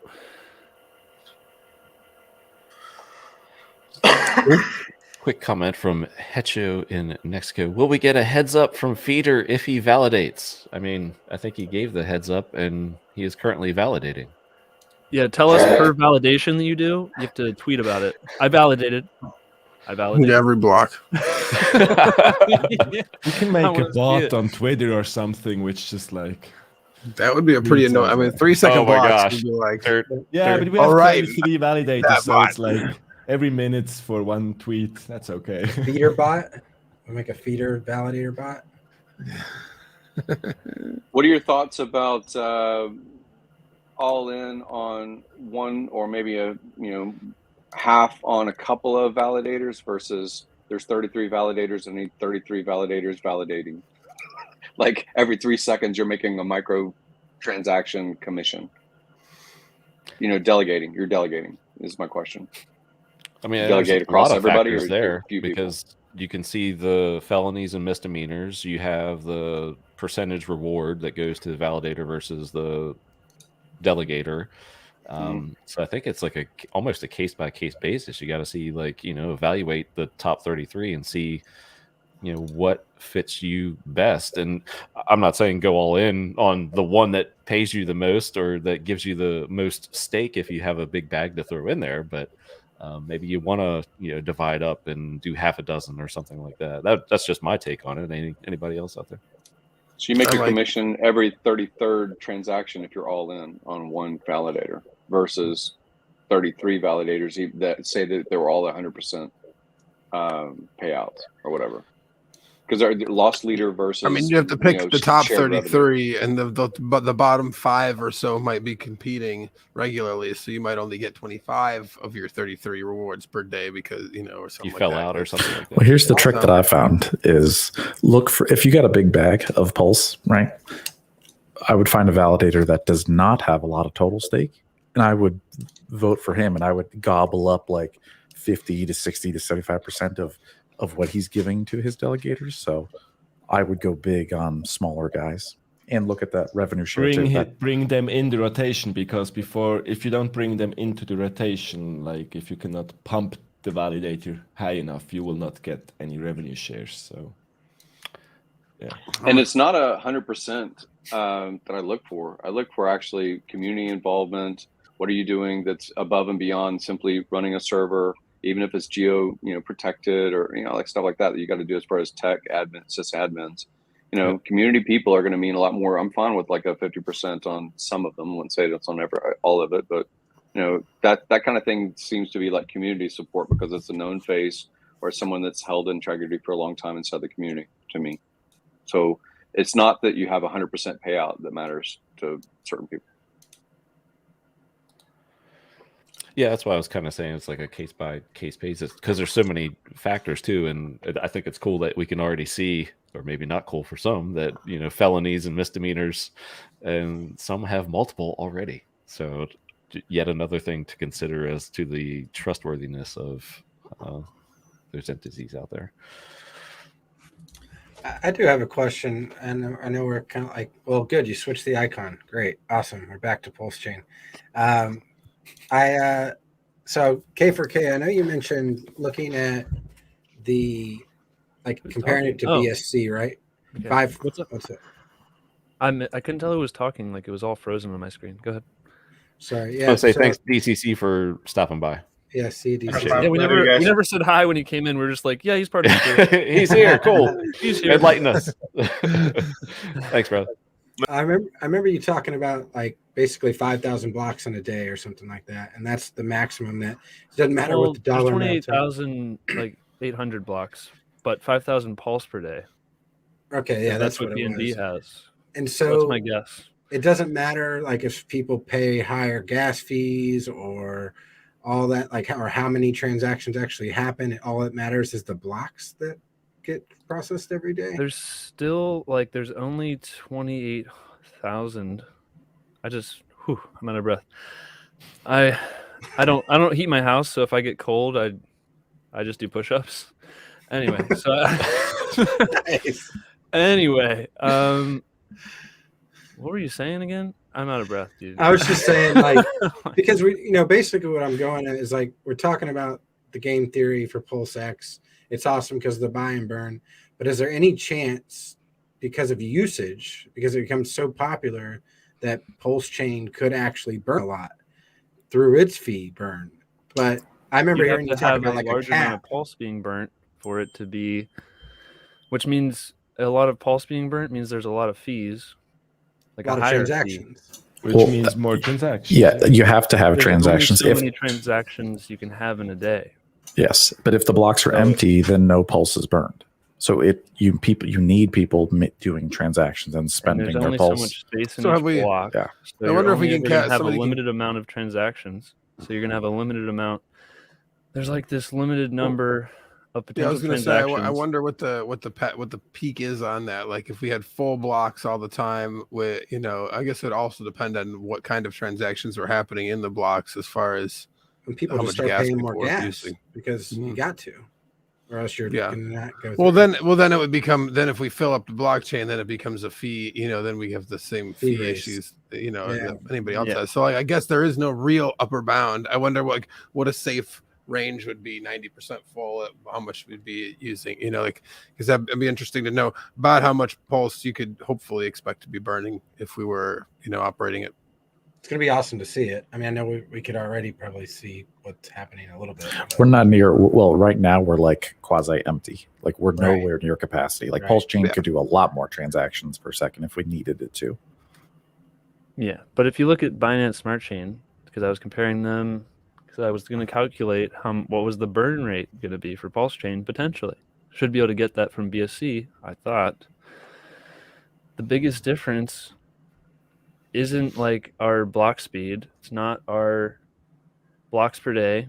That's the same. What we have different is this huge difference in supply amount, and the supply is the gas coin itself, and you pay per transaction. You pay in a very small portion of the gas coin. Since there's so many, there's so much more gas. It makes it like less necessary to need a lot of pulse. Like in Ethereum, you're like, wow, okay, I got 1 ETH. How many transactions can I get out of that? Maybe 10 more, or I'm out, or something like that. So with Pulse, if you have one, you can do like 100,000 transactions. So you're like, why do I need so much of this stuff?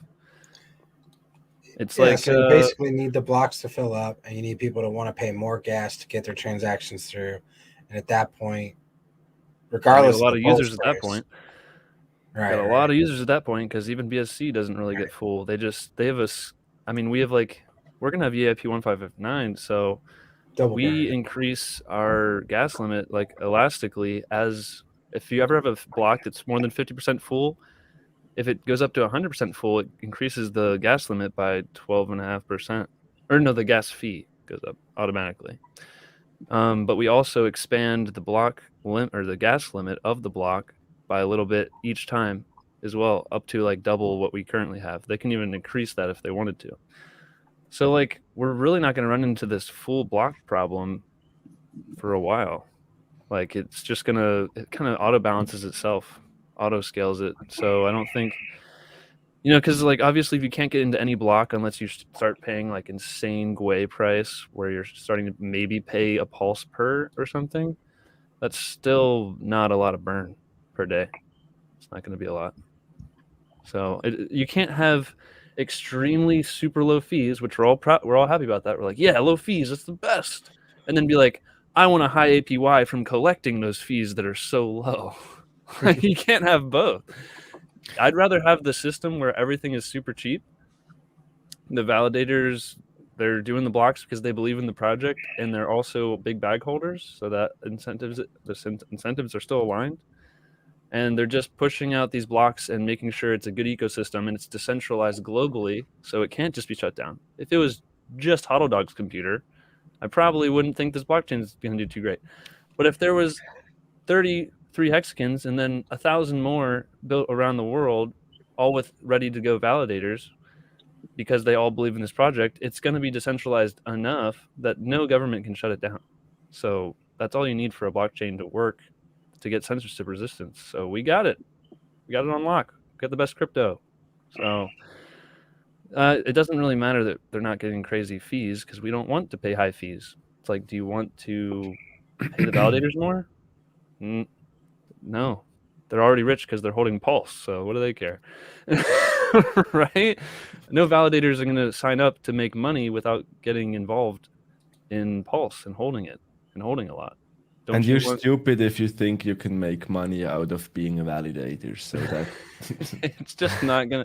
I mean, I before I did the research, I was like, oh, maybe I'll be a validator. Like, this will be cool. You know, maybe I just want Genesis PLS. I just want literally PLS in my address, which is like Genesis, and like over and over and over. No, but it's cool. basically, yeah, it's not it's maybe like in 5 years, if like one PLS is like $500, then yeah, but at the moment we are burning. And to $1 or so, then they'll be making a few thousand a day, maybe. Like, that's how I see it.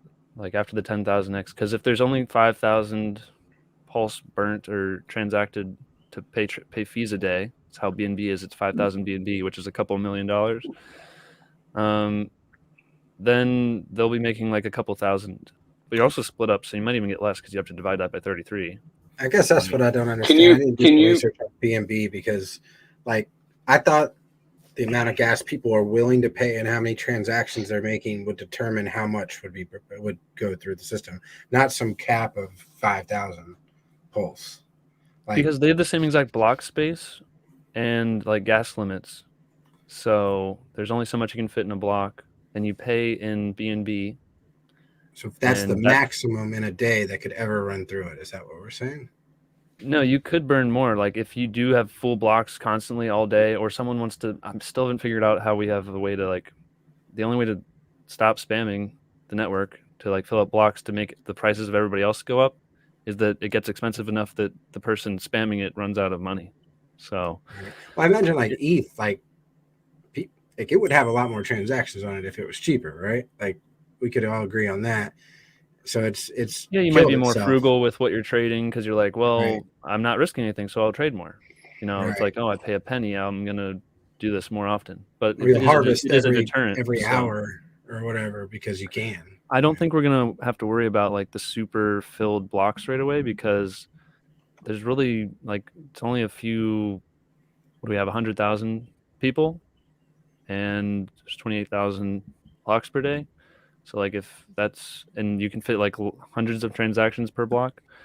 So maybe the first few blocks are kind of busy, and you have to like wait unless you pay a higher GUI. It's like, but we're not going to like really super crazy fill the blocks for a long time. I think we're going to have that high crazy amount at the start, and it's going to be like, oh, this chain is keep getting failed because I don't go high enough, and the estimator keeps telling me I have enough gas limit. You need more GUI. So at the start, maybe it'll be too busy. And then after a day, it'll be like, all right, business as usual. We got our hex stakes, some trading. It'll be kind of crazy, but I don't think it's going to be sustained super forever. Full blocks.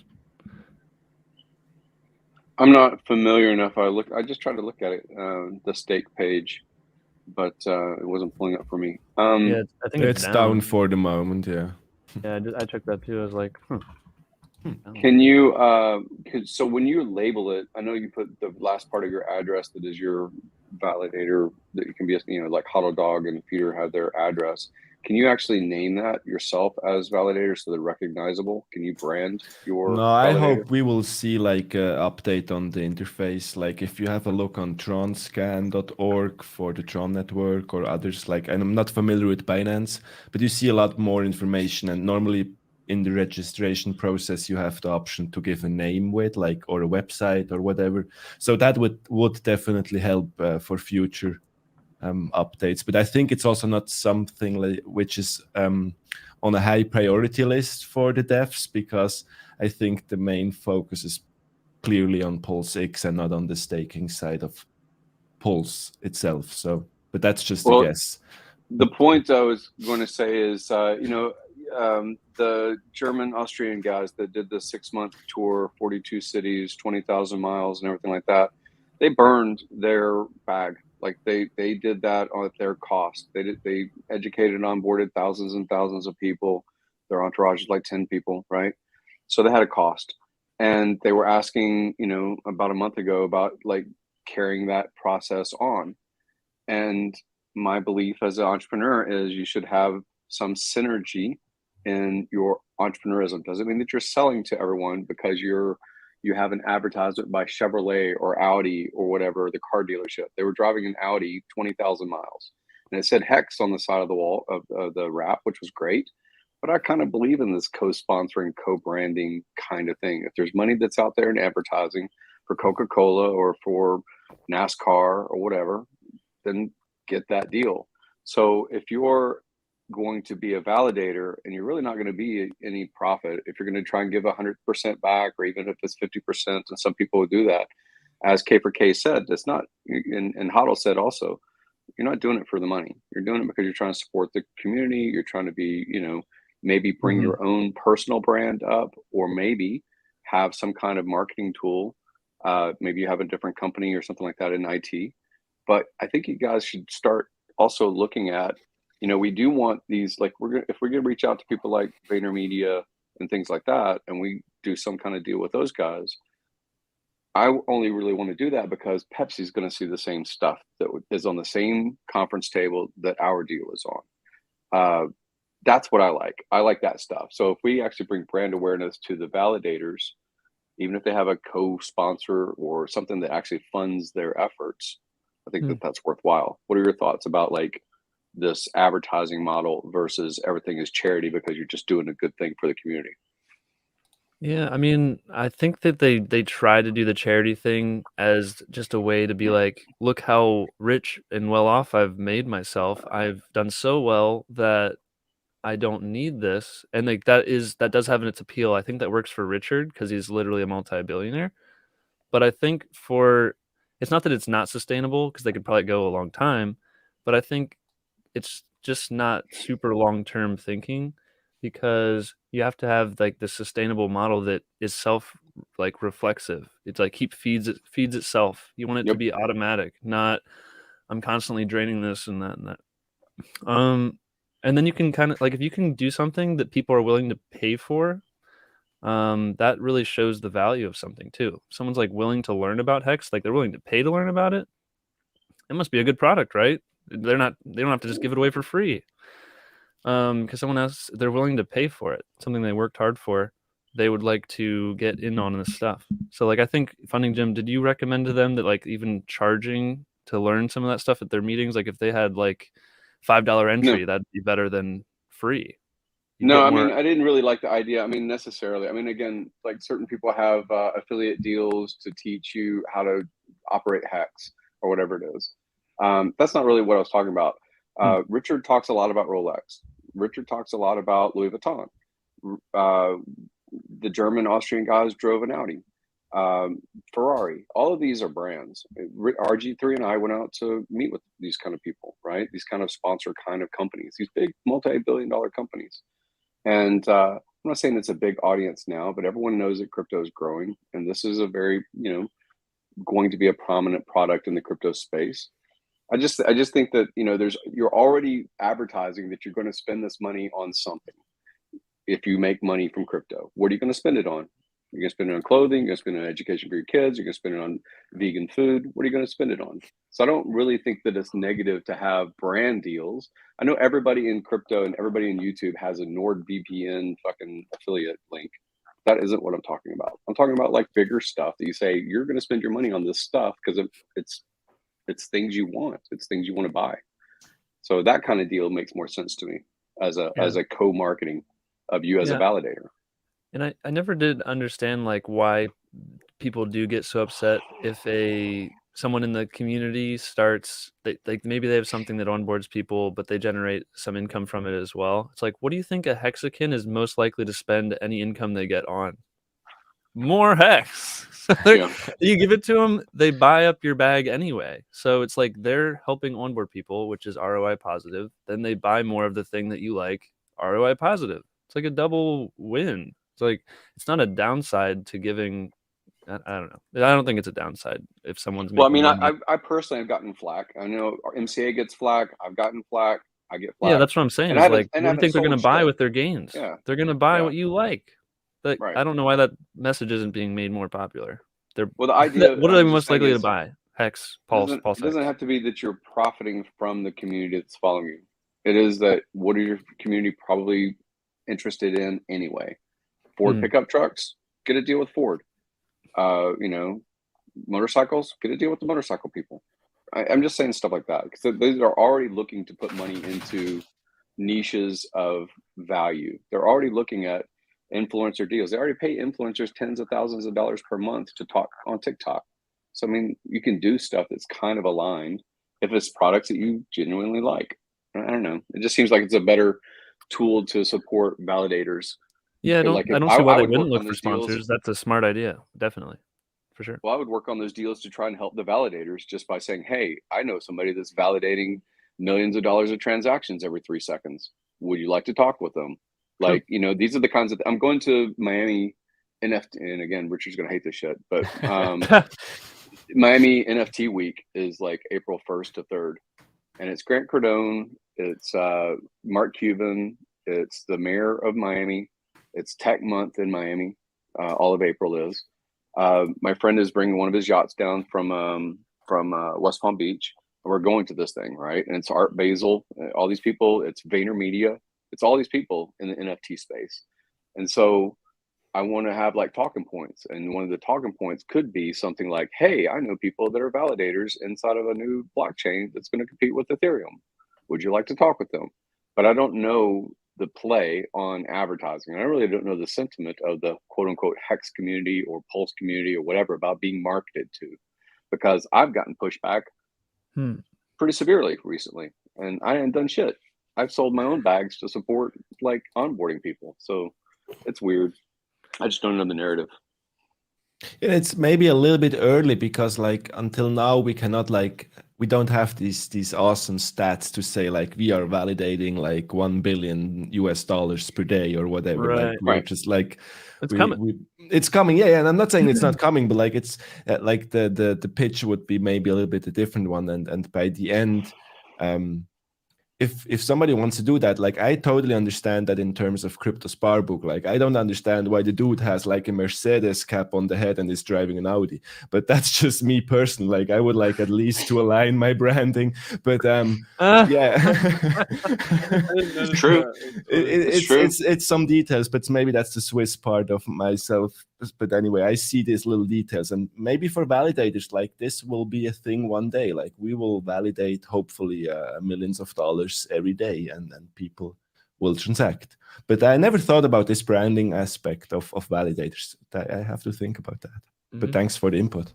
I mean, we're going to look at these stake websites all the time, and people that are whales buy whale shit, right? And they're probably, or even they become dolphin or whatever it is on their delegating to validators. So they're going to see that header all the time. And it might be that it's the HODLdog link that goes to his personal brand page and that he's an amazing guy, or Feeder's link and his IT background and his narrative as origin story to wealth, right? But those are just like personal ego kinds of strokes, right? I just like the idea of, I want you guys to be supported. And many of us have like networking angles, but we don't know really who to point them to and really not how sensitive the 300,000 or 400,000 people at this moment versus the 3 or 4 million people coming on board will think of like brand deals. What do you guys think about brand deals is my question, I guess. Right. The benefit you could brand deals for the give away all validators fees, right? or other. I mean, I would gladly take a $1 million Mountain Dew sponsorship. I will wear a Mountain Dew 100% hat, fees Mountain goes Dew to all shirt. you delegates. Absolutely. Yeah. So, like, I You're watch already Dr. doing Disrespect. Like, Dude, he's I one of wouldn't the give you number any one flack streamers. for that. I don't Yeah. see the problem in that at all. Yeah. I mean, again, Dr. Disrespect is a great example. And there's other people that they do affiliate, you know, they don't have to hawk it and throw it down your throat on every YouTube video that's 10 minutes long and, 4 commercials in the middle of it. It doesn't have to be that. But, it's like, hey, I'm kind of aligned with this. I know that this product, I like it. Other people that follow my content or they follow, they're in the crypto space. I don't know. Sometimes I run into opportunities and I really have no place to place this person. And I know you guys, at least through internet world, as face to face. So it's just worthwhile to think about what to do. Comment from Wallace Source. It's going to get muddy really quick when brands want to push narratives and people depend on that sponsor. That's how corruption starts. We've seen, I guess, real world examples. Another comment from this guy, But do you think that they're less corruptible because they do it for free? That's what I'm saying, is I think you end up diluting your enthusiasm. Like these guys said, hey, maybe I should do it for another 2 years on my dime instead of just the 6 months that I did it. So like you can only be charitable for so long. I mean, everybody wants to be philanthropic and give back to the world.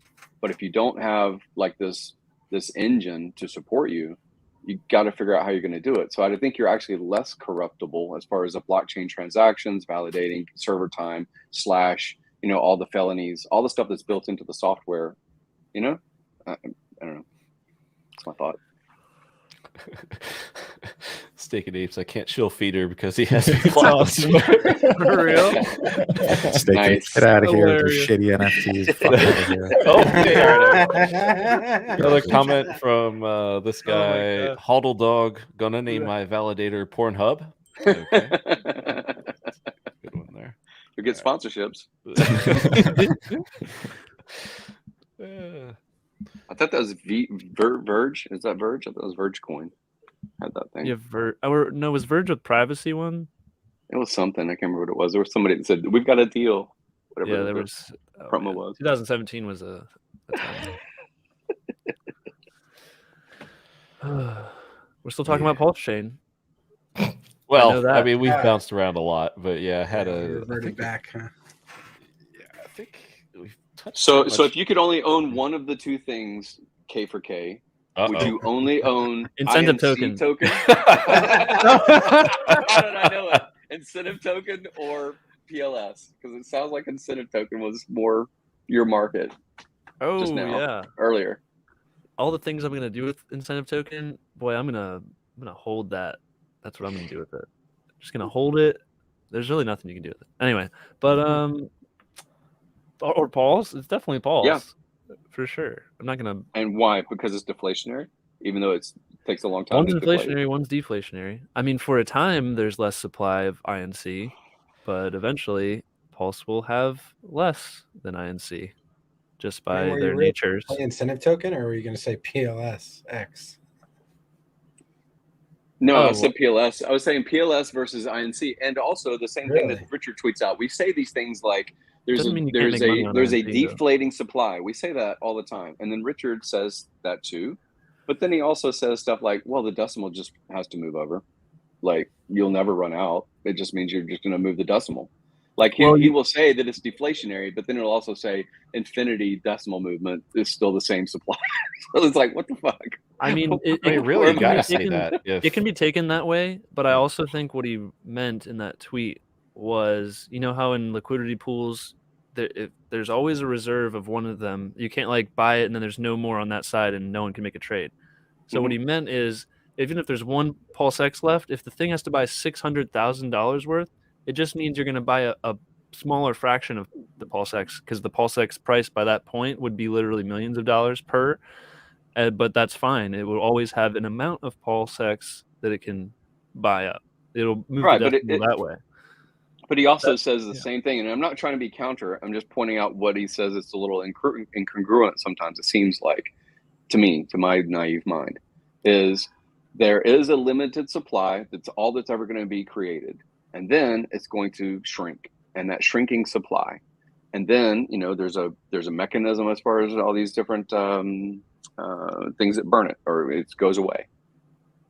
But the decimal just has to move over. It's just based on the scale that we're familiar with. We're familiar with there used to be this big supply. Now there's a shrinking supply. That seems like it's good for price. But still, because I think they said something like, will you ever run out? And he says, of course not. You just move the decimal point. You'll never run out. He said that before. You'll never run out. Because price only goes up. Well, it's because it's like a quick answer because it's likely in our lifetime it will never matter. So that's like the first thing we could say. And then it's also like if it ever did get to that point, then we just do this. So maybe we look into it more when we're like, oh crap, there's only this much supply and we're losing this per day. It's like I don't think we're ever gonna have that problem. We're gonna be like, wow, the price is so high. I'm doing it. Well, I understand the narratives because we say these things also about fiat. We say, look, we're swimming in money. There's so much money that's everywhere. Look at all this hyperinflation. And then you're like, my wallet has nothing in it. Like, I'm fucking broke. It's like, how is it that there's so much and I have nothing? Like, it just depends on whether you have some of the supply or not, right?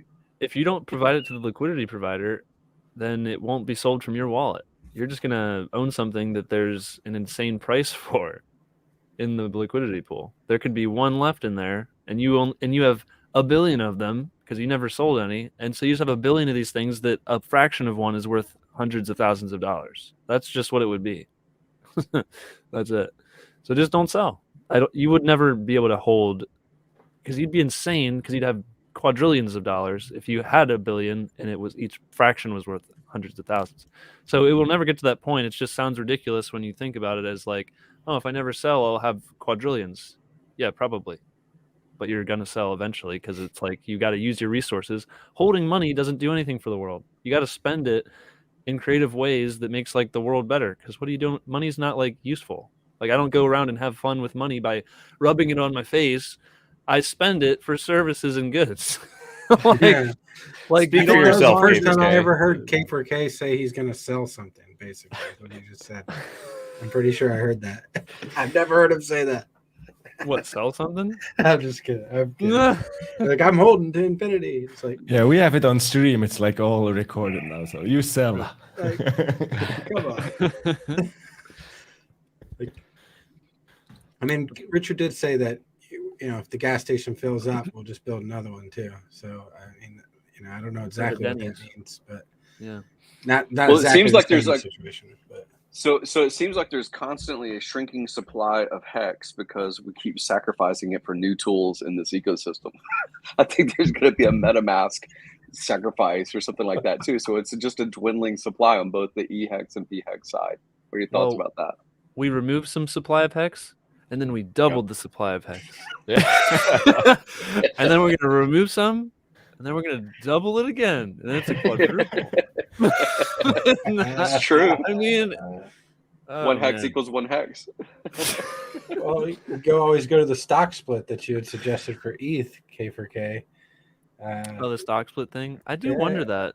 And then I kind of did have a thought today. I don't know if I want to reveal it because it's like not thought out all the way.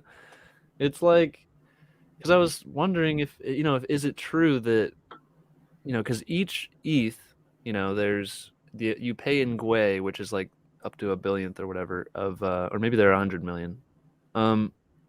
And that's the units you pay in. And so each ETH has that amount of Gwei in it. And because you pay in Gwei in the smart contract, whenever you go to spend something with your wallet. So you go to trade or do anything on the network, you're spending Gwei, which is always a smaller portion of an ETH. So if it doesn't matter what the dollar amount is to the system, it cares about the amount of units of gas per. So if you just increase the amount of tokens everybody has, why not just do a stock split and everybody just has more gas? So you just stock split. Okay, there's 1,000x more Ethereum. Everyone who holds Ethereum, you get 1,000 extra coins. No one is diluted in ratio-wise to the total supply, but you have more gas, and it should be cheaper because you pay in the unit. You pay in a subunit of Ethereum. So if Ethereum goes down 10x in price, but you have 10x the coins, you didn't lose any USD value, but you can make more transactions. Just got to move the decimal point the opposite way. Move decimal I don't point know on why supply Ethereum over didn't this do that. way and move it on its price that way. Because I mean, yeah, we're basically doing that with PulseChain. So it either doesn't affect it, because I also did calculations. You know how I was saying there's 5,000 BNB per day in transaction fees. So, and we have the same block size. So we should probably have 5,000 pulse per day. My original thought was we'll track the USD value of whatever per day. And so I did the math on that. And then we're burning millions, billions of pulse per day. And I was like, oh, this is crazy. We're going to ended up being like pretty cool, like amount I figured out. It was like multiple percent, like 1% or so. I did multiple different things to try. But like that's if you track the dollar cost people value the block space at. So if it's not based on the gas used, but instead people assign it a USD value, well, then you have to use more of the units to get to that space. But that only occurs if the blocks are full. If the blocks aren't full, you can pay like nothing because you'll get in because they'll include any transaction because it's free yield for them. Why would they not include you? So if there's ever not full blocks, guess what? You can pay way less than multiple any pulse or whatever. So I did both calculations. I think it's going to be the one that's closer to BNB's numbers. You can check out ycharts.com. You can check out, it has like all these crazy details about the chains and like their amount of transactions per day, what they charge per day, what are their fees per day, how many blocks per day, what's the speed. So I used all that information if you guys want to check that out. And you can, it's very similar to what Pulse is looking like to be. So you can get an idea. Yeah, I did both calculations, and I think it's going to track the gas coin itself, and that one's usage. I got a question in private chat on that link, which everybody could just look if you don't want to click the link. It's the info page. Yeah, Pornhub. The info page. It's like the top performers of Pornhub. No. So my question is, when you look at that page and you see the tokens and the pools, on the tokens it says what the liquidity is for each of the tokens, and that derives from what? So if it says wrapped PLS and it has $421 million worth of liquidity, is that because it really has a common denominator of USDC somewhere in a different pool? Because I see the pools of like PLS, USDC, 68 million, and so forth, HEX having a pool with USDC. So my question is, when it says, what's the underpinning in this ecosystem? It's all common consensus, but what is the bridge out, I guess, is what I'm asking. If you're going to bridge out into the ether system to go out into dollar, is there really only 50 million? Are you saying like which one of these would you buy to get out to real dollars? Is that what you're asking? Yeah, because I think that they're all linked, right? They're all linked. They're saying, okay, Pulse has a dollar value assigned to it. But as far as the liquidity, what's that? How's that calculated? Is my question. I asked the devs because I was like, where there's no wrapped, like there's no one bridged over millions and millions of dollars worth of EUSDC. Where are you getting this dollar value from? Because this is like PRC20 USDC doesn't have a USD value, right? Because it's not paired against a real US dollar. Yeah. So this is just simulating as if USDC was worth $1. That's what it's doing. It's hard coded right now, right? That for these analytics that every USDC is worth a real $1. So none of these actually would ever. This is also testnet. So like nothing here could get you out into US dollar if you bridged it out, because they are Pulse assets, not Ethereum assets. If it's coded to $1, why is it 99 cents right now? I don't know. I just noticed that too. I was like, well, this is weird. But if someone has like a bunch of what's it called? Is this the HEX USDC pair? Where am I looking at? That's what I was saying. Is if the base coin as the reference point is USDC, or if it was to some EHEX, and you're exiting out into EHEX and then into Ethereum and then into USD or whatever, to go out into a CEX, the CEX. That's what I was saying is it says that there's $1 billion worth of value, but obviously all of that can't be sold into the only $50 million worth of bridge. That's right. Whatever the bridge token is that comes out, right? Yep. And it's still based on market demand on the Ethereum side.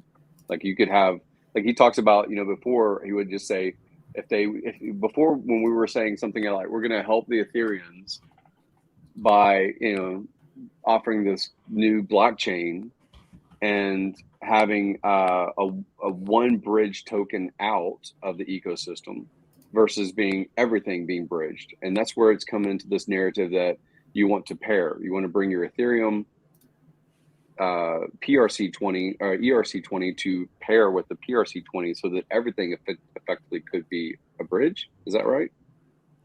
I think there is a list. There was a list that was screenshotted. I don't know if I still have it, but it was saying like the bridge would, it'd be the stable coins, the major stable coins first, along with some major ERC20s. That was the plan, and then possibly other chains also later in the future. So like pretty much there's going to be there should be several main assets, not just one, I don't think. I don't know if there's any strategy to that, to just one. I don't think there would be. I think it's better to have all these different ones, because then any ERC20 from ETH being bridged over is technically, that's liquidity back to dollars because they have dollar value, unlike PRC20s, until they're paired up against stuff in these liquidity pools. Their ratios are their price versus the dollar. Right. So like even if someone brings in, like you don't have to bring in USDC coin to get a stable coin value over there. Well, not stable coin, but dollar value, because Ethereum has a dollar value. So if that's bridged over and paired against something, you can trade any of your PRC20s for it. That's your way out if you wanted to, because you can get ETH that's wrapped, then you send it back over the bridge. You have ETH in Ethereum land again, sell that for stablecoin, send it to your bank account, or I guess your centralized exchange, fiat, back to fiat, back to your bank. So that's your way out, is any pretty much Ethereum asset that's wrapped in. So what your question, I think, with this whole thing is like, what's the basis for the USD value? It's kind of like made up numbers, basically, because this USDC isn't real USDC.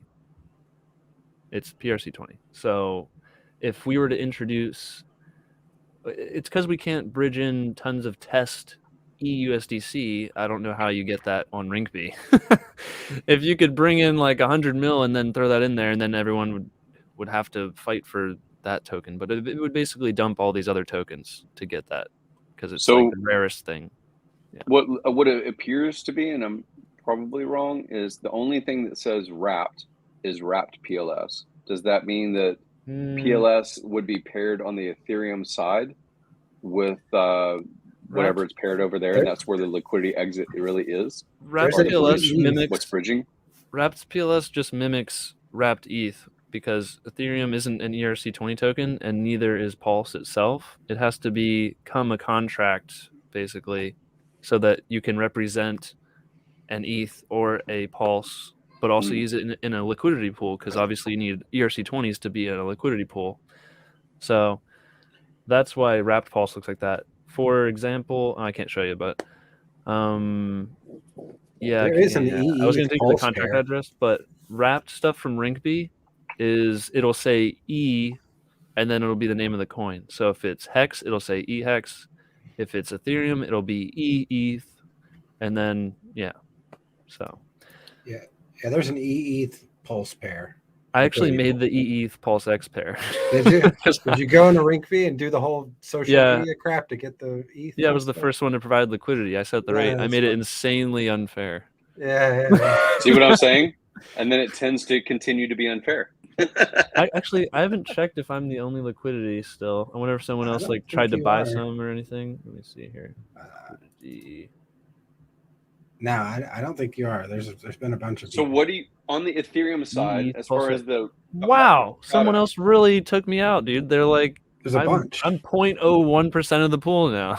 Yeah. So I should have taken a screenshot of what like the ratio was before anyone added liquidity. It would have answered all your questions because just seeing how it played out. Oh, big mistake. That's what I'm saying. there. So you think that the price moved from your start, or you just got diluted on your percentage of the pool? You know what? It definitely moved a lot because I put like as many zeros as I could put on the screen for like how much it was versus a PulseX, so that one of them would be really high value versus the other, and now it's like only 2 zeros in a 1. So like my liquidity had almost no effect. It seems like it moved like 5 zeros. So if I had put a huge amount of liquidity, you know what happens when you have infinite liquidity. You can't change the ratio. So it's just a scaling of how much there is at different levels. That's it. Do you think that there's going to be a big pool of liquidity on the Ethereum side of Richard Hart products, and that's going to play into any of this price narrative? What do you think the OA is going to do something? Is that what you're asking? Well, the initial liquidity provider in HEX Origin on Uniswap was at first one wallet, and then it was hundreds of daughter wallets, and then it was other people that participated as probably just regular hexagons. So the initial liquidity for exit out of the RH ecosystem, do you think that that's going to be small, big, managed? I don't think it's highly doubtful it will be like some ridiculously high amount. It'll probably I have a speculation on that. Low scaling. Sure. Let's hear it, Defang. Yeah. I speculate that a lot of the USDC and maybe Tether and maybe DAI from the sacrifice wallets, I expect those to be bridged over to PulseChain and used as liquidity on PulseX. Personally, I would definitely expect to see those flow over and then go up against your favorite pairs. You know, maybe a bunch of EUSDC and a bunch of HEX and against Pulse. And I would hope to see that come along. I think HEX is a special case because of the product itself. It discourages people from providing liquidity because it's just a worse deal than staking. It's like, oh, you might make 40% APY providing liquidity, and then you get impermanent loss. You don't get all the gains with all the HEX that you could have held. Well, if you just stake, you get no impermanent loss and get the same APY. So some entity kind of is incentivized to provide that liquidity for people to make it liquid enough so that people can't just, not too liquid where someone can just buy up a whole bunch, but also without moving the price a lot. So they keep it just liquid enough. I don't think most users are incentivized to provide liquidity, but for like when it comes to all these other tokens, I don't see why the OA would have to provide liquidity for those, because I think a lot of these, people are going to want to do it all by themselves because there's literally something called incentive token to do it. There's no incentive token for the current HEX pair, otherwise there'd be a lot more liquidity because people would naturally want to get that. So I think people are just naturally incentivized by the way the system has been built. So I don't see maybe the OA will do it anyway, but here's a little tidbit. The AMM bot is owned, well, maybe I shouldn't say it. But I mean the fixer address that's already gonna get a bunch of that's a whole bunch of liquidity held by the fixer bot address, and it's not like controlled by a DAO or anything. It's just this thing. It makes a bunch of pulse at the beginning, creates these pairs. It owns the liquidity instead of the people who originally owned that liquidity. It bought it up from them, from those other exchanges, Uniswap, SushiSwap. Bought it up, minted pulse to pair with it to create liquidity pools so that people can trade and get those PRC20s from that, I guess, address. That's the only way to get that stuff out of that pool without like breaking consensus. And so that's how they did it, by buying it up. And since that's now owned by that bot, I don't see why you'd have to provide more liquidity, because that's kind of already taken care of by the bot doing it. And it's earning all those fees. I thought I remember Richard saying that he was I mean, he was like alluding to that the DAO and incentivizing would mainly go to those ETH pulse pairs, like you're just saying, David, like the EUSDC and the Pulse USDC pair, like it would be incentivized by the DAO, or he was like saying, I would hope that's what they would do. Obviously, we know that the majority of PulseX is owned by the OA, but I would think that that's exactly right. Like, and not only that, but you bring your ETH stuff over. Now you can transact all over the place super cheap with your ETH stuff. Like you can send it to each other without paying the ETH fees. If all the same functionality comes over, or people start opening the front ends on the Pulse side for like games and all that stuff, like, man, like I would never go back to ETH if I could just bring all my ETH stuff over, do the same stuff over here, and send it for pennies or fractions of a penny. I would never go back. So I have to get out of here, guys. I really appreciate it. Thanks for letting me join. Don't want to go, but gotta go. Yeah, help with some family responsibilities. Gotta love my kids. It's been a minute, man. Thanks for coming on. Link your channel down in the description along with DFED, I think, HODLdog, K4K. So yeah, check out everybody's channels there. So yeah, big thanks, Steve, and look forward to your next videos, bro. Bye, guys. Yeah, same for me. I think I also gonna. It's a little late over there, isn't it? Yeah, just a little bit. It's 1 a.m. It's okay. Still have some stuff. It's still some stuff to do, and we just got paid in HEX, so I'm gonna count my HEX and my T-shirt as usual. So that takes an hour. There you go. No, thanks for having me, and like great discussion, and yeah, keep going, and see you the next time. Want to plug in the validator? Your validator? Where you get the last one? My validator is doing just great. Okay, so you're good. Like validating. How much have you earned so far? How much has your validator earned? My fee address earned 0.4 PLS because I gave. That's like what I'm talking about. Dude, wow, that's crazy. I'm gonna buy myself some Pulse and become a validator. Yeah. No, cool. Have a great evening and keep going, keep crashing. You're cool. Thanks, bro. Peace. And then they were one by one they fall. Yes. Well, I mean, we've only been here a minute, but yeah. Yeah, a few. Hey, when's I was just going through nostalgia with Chase, my friend Chase that lives in Puerto Rico, and I was showing him the Nagabo history and all this stuff, and then I showed him the Cody hedge fund guy. Is this guy going to come back on chat again? Are we ever going to see his face on any of this guy stuff in the Toyota of the castle? Toyota castle guy. I drive a castle 1 year anniversary. I'm trying to get him back on. I think like this spring. I think he'll do one with me.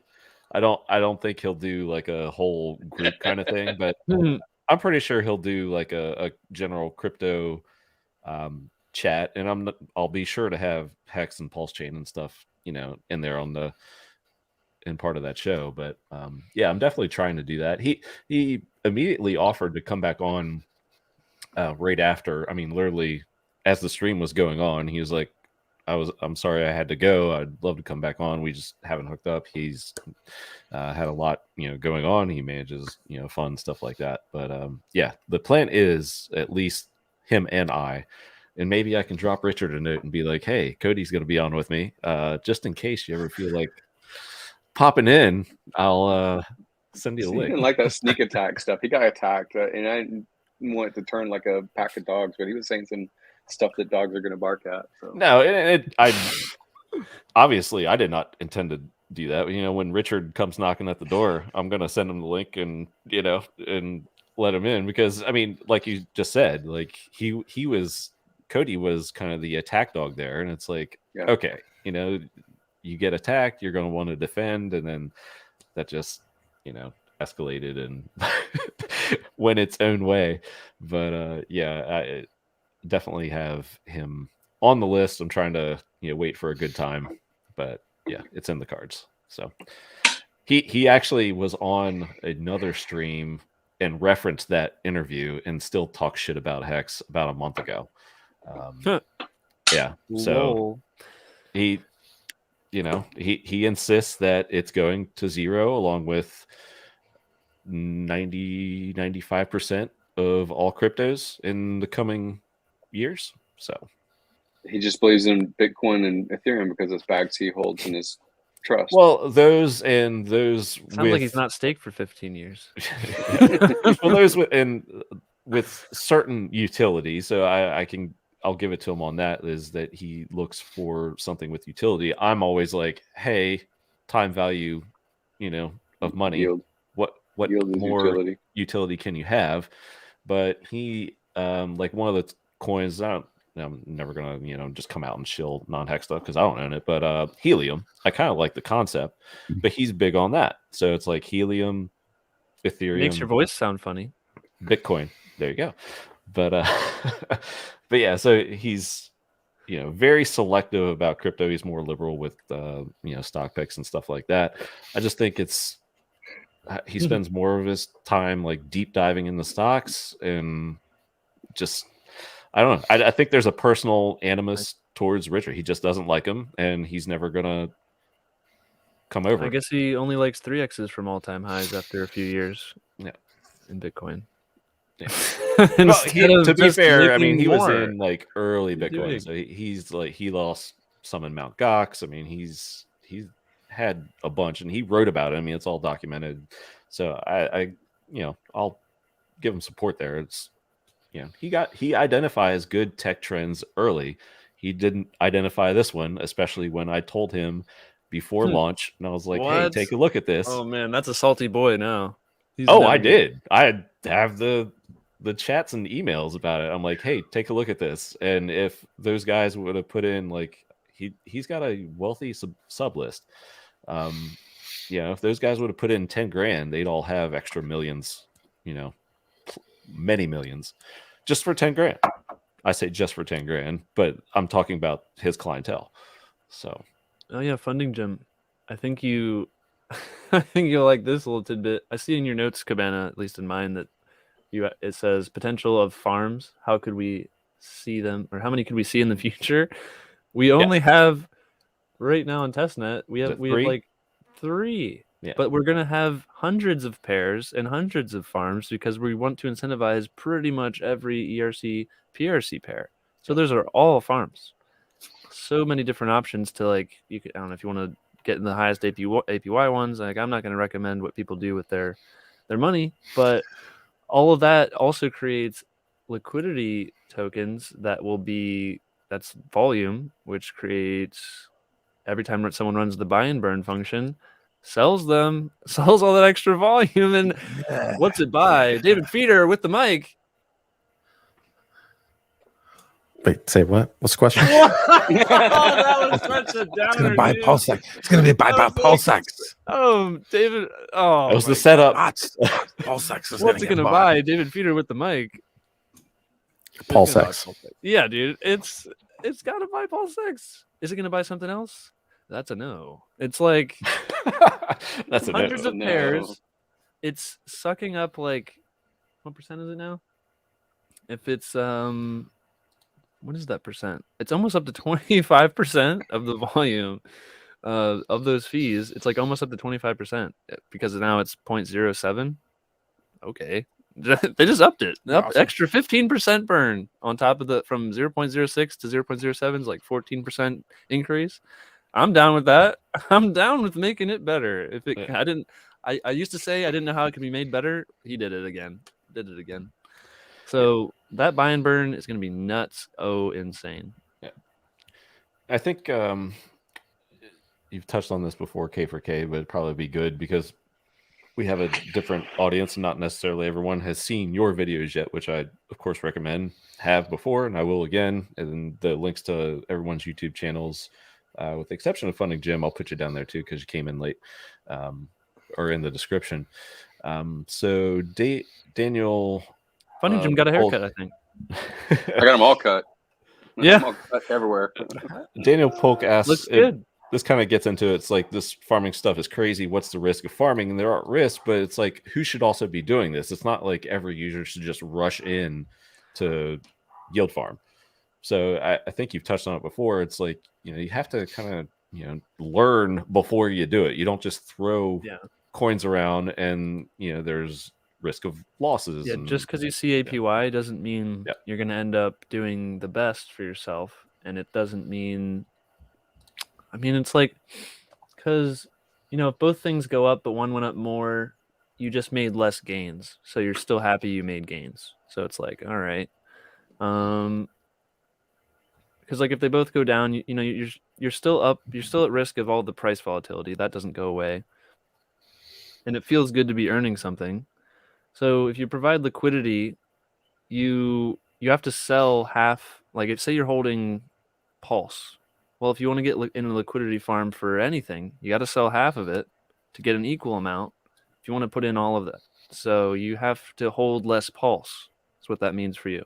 So if Pulse then does an insane moon runner, and the other thing you bought that you provided liquidity for didn't, guess what? You got at least half the gains or worse. So that's probably, if you think Pulse is going to do really well, maybe don't provide liquidity for something that you won't do as well. So it's like you gotta have to bet on the future of both of the things that you're providing liquidity for.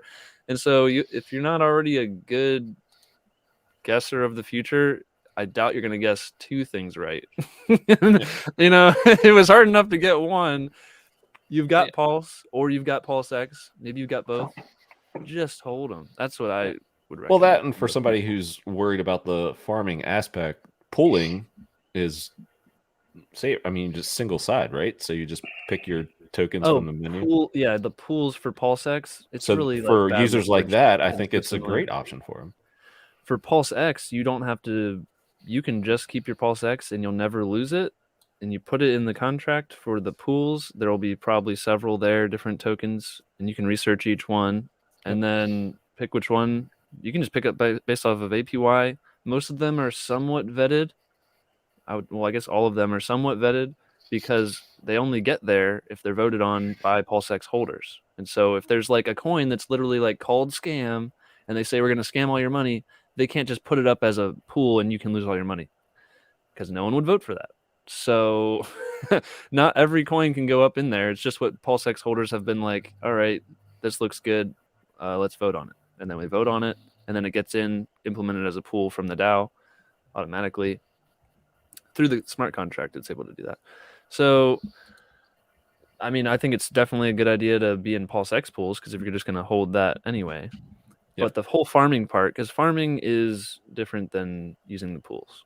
But they are such similar words, and we talk about liquidity pools, it gets people all confused. So I totally understand that. PulseX, staking PulseX that's probably the safest bet. Providing liquidity and then entering a farm is probably not the safest bet because you can't mess up PulseX staking, but you can mess up liquidity farming if you chose wrong. So I like PulseX. I like PulseX a lot. Well, if you like both sides of the pair equally, for whatever reason, you like them both equally. I don't, though. So you'll be taking the liquidity from one side of that pair because you like one more dominant than the other. Put it back into PulseX. I mean, yeah, because I see what you're saying. Because like Pulse and PulseX, imagine providing liquidity for that pair. Say they stay similar ratio for a while, then you just made extra, right? You didn't lose anything. You just made more of both, or one of them a little bit more than the other, or something. Sometimes you can get, you'll make more of both if you're in there long enough, and you get out at the same ratio. Then you only have more of each, so that's just super win. It's very, I don't know how the ratio is going to be. I don't think it's going to become like 20-to-1 ratio. I don't think that's going to really happen. Just think about how like Bitcoin and Ethereum, because when you go like crypto versus crypto ratio, since cryptos usually all move and crush it together, some just slightly more than others, we're really all just crushing the dollar by like a lot. So like if you can go up 100x versus the dollar, but if you're paired versus a crypto versus crypto, maybe one crypto it would have had to do twice as good as the other crypto to be at a 2-to-1 ratio. So that means one had to do 200x to get to that ratio, and one had to do only 100x.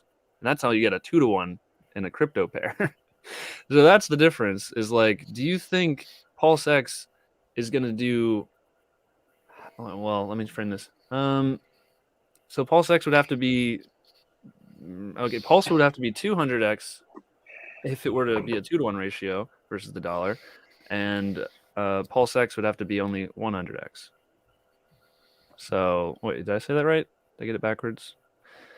Anyway, but yeah, that's the difference between like crypto to crypto pairs. Is it's you're also battling versus the dollar, but usually all cryptos are going up at an insane rate against the dollar anyway. And so if one like way outperforms the other crypto, that's the only way you get that a big disparaging amount between the two is if they outperform the other crypto by an even larger amount. So that means they have to do hundreds of more X versus the dollar than the other crypto did, which is not very likely. You get one that does 200x, another one does 100x. That's how you get 2 to 1 ratio. So I see the pair of USDC and DAI, two stables, and I see that the APR on the page currently says 2.13% APR. How is that APR calculated?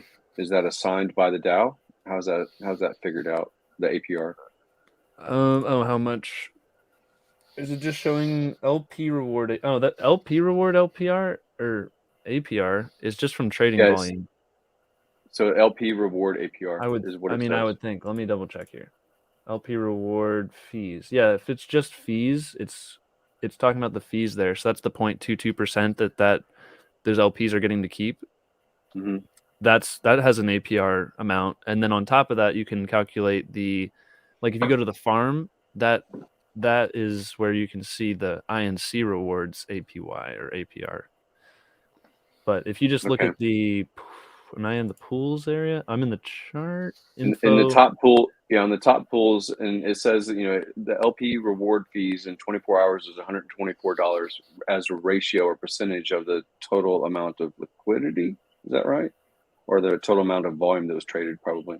Yeah, it depends on the volume versus the liquidity amount.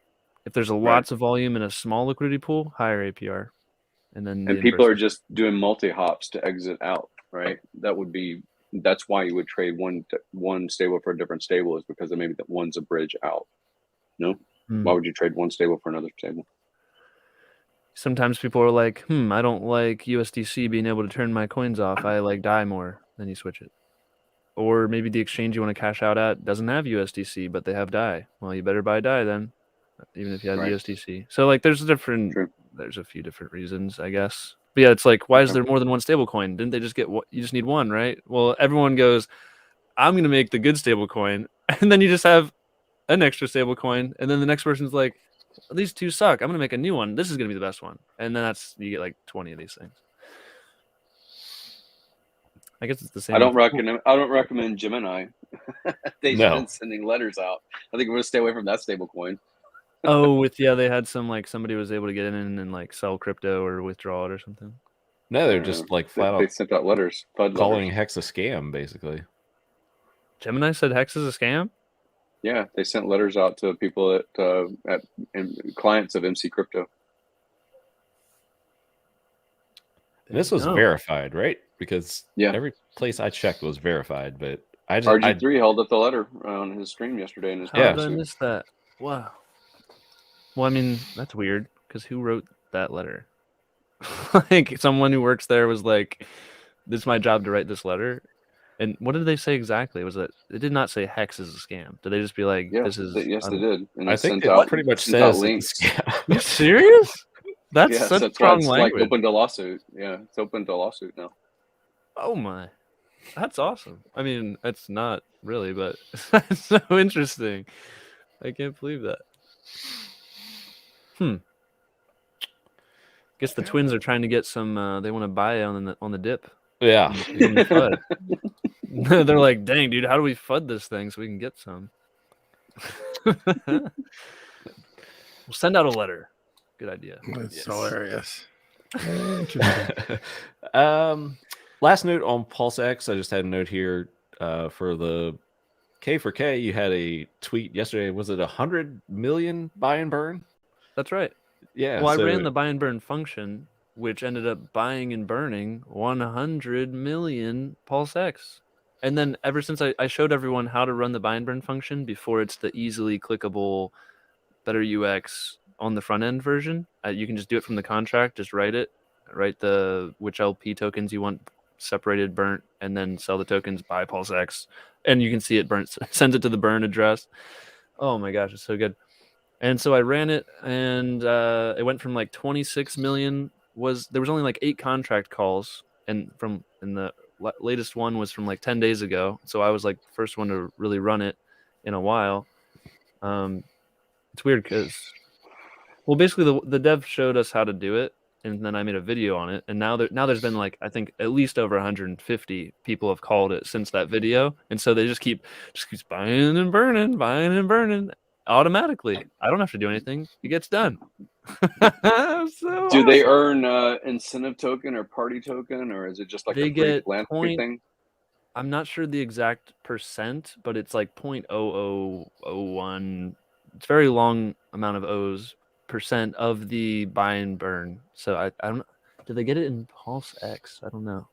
But it's a very small bounty from the amount that gets that is being bought up or whatever. So they get a small bounty, because otherwise, if no one gets anything for doing it, you're like, well, why would I run it other than just for fun?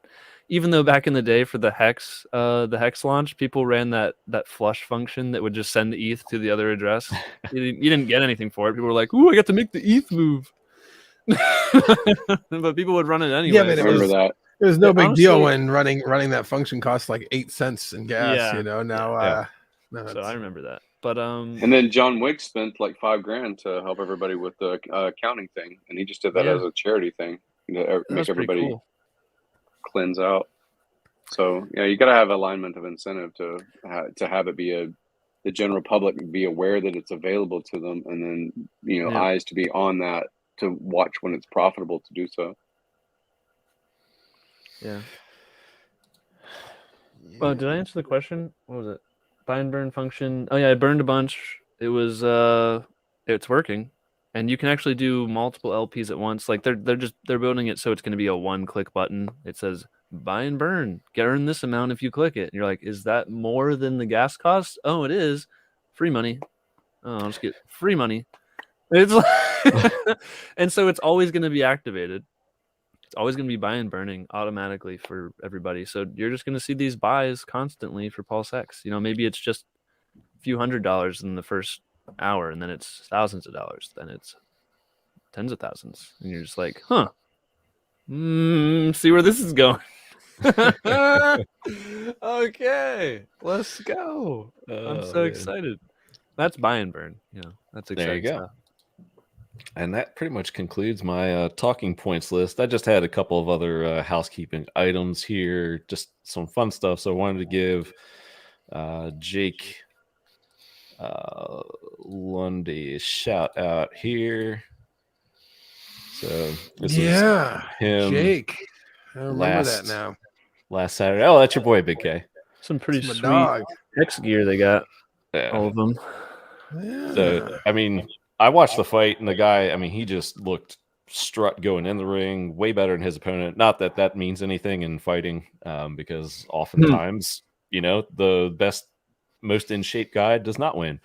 But you could tell, like in the first 60 seconds, he was just classes above his opponent, and pretty much just pieced him apart for about 4 or 5 rounds. And finally, they called it. I thought his opponent's corner should have thrown it in, but homeboy on the left looked like he was the sparring partner for our boy for a while. I think that might have been T-Bird, if I'm not mistaken. Maybe not. It looks like he took a couple hits. I'm not sure. Had a little mouse under the eye there.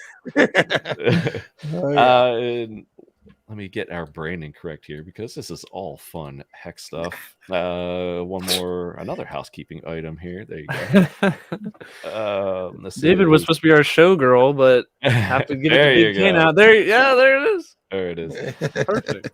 So this is the sweet ride that we have here. Is it the car that's like the fastest in the world or something? This thing. You'll be your Elite 8 winner. Lights green. He's going. He's going. I guess what else to say? Bet how fast is he gonna go? And the strike, bam, 233. Wow. Wow. I'm surprised that he thing left stayed on the way ground. late in the middle of the cones, and that car's got more downforce than any other car we've ever seen here. It's legit. So that was the car that took first, fastest car at Houston Raceway Park. That's awesome. What else we have here? I think that's about it. I think we have any loose ends. I think we need to do one of these before we go. Uh-oh. What's that? Should I leave? Nope. You're good. Oh yeah. I saw, wait, not this whole thing. Surfer type, and that's exactly like my type and someone that I can really enjoy being around. So today is going to be a great day. I'm just a little bit like guarded to tell everybody everything. I'm afraid of getting hurt again, and I'm the type of person that holds on to hurt for a long time. My first like true love took me a They long almost held hands there. over, and I'm scared to have that again. Next week on The Bachelor Canada. Now the memes are so good from that. I gotta say they are both good sports about it. RG3, of course. I think RG3 is used to it by now. I think it was probably Rackham's like first exposure to this sort of behavior, but I mean, the hits just kept on coming. But yeah, so I forgot to put this up while HODLdog was here. This is probably the last one, or one of the last ones. But yeah, somebody posted a picture of HODLdog taking a picture here. I was like, oh, that is so good. The next one. yeah, it's like, You have the oh, next yeah, one? cool, yeah, awesome. And then it's like, oh well. That's hilarious. Good stuff. Good stuff. Awesome. And I think that pretty much. Oh, I got two more bonus ones. Hold on here. Hold There on. were other ones. More. There was like 4 or 5 of them. They were in the. I pocket. know. I got a couple more. The here best if I one can- hasn't been shown yet on Yeah, this as show long yet. as I can Ooh, best one. Let's go. find it. I'll tell you my favorite when you see it. Hmm. That one was pretty good. That was good. People really went to town on these guys for this. Hey, it's the HEX community. I mean, you get a piece of material like the difference in height like that, and RG's already been, I guess, targeted with previous height memes. This is my second favorite. Let's see here. I think the pièce de résistance is coming. Here it comes. I think it is. And last but not least, to close out the show,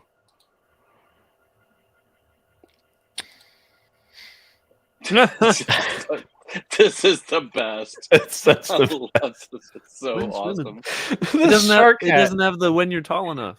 Wind swimming. Oh yeah, oh yeah. Please, sir. Please, sir. Wind swimming. Wind swimming.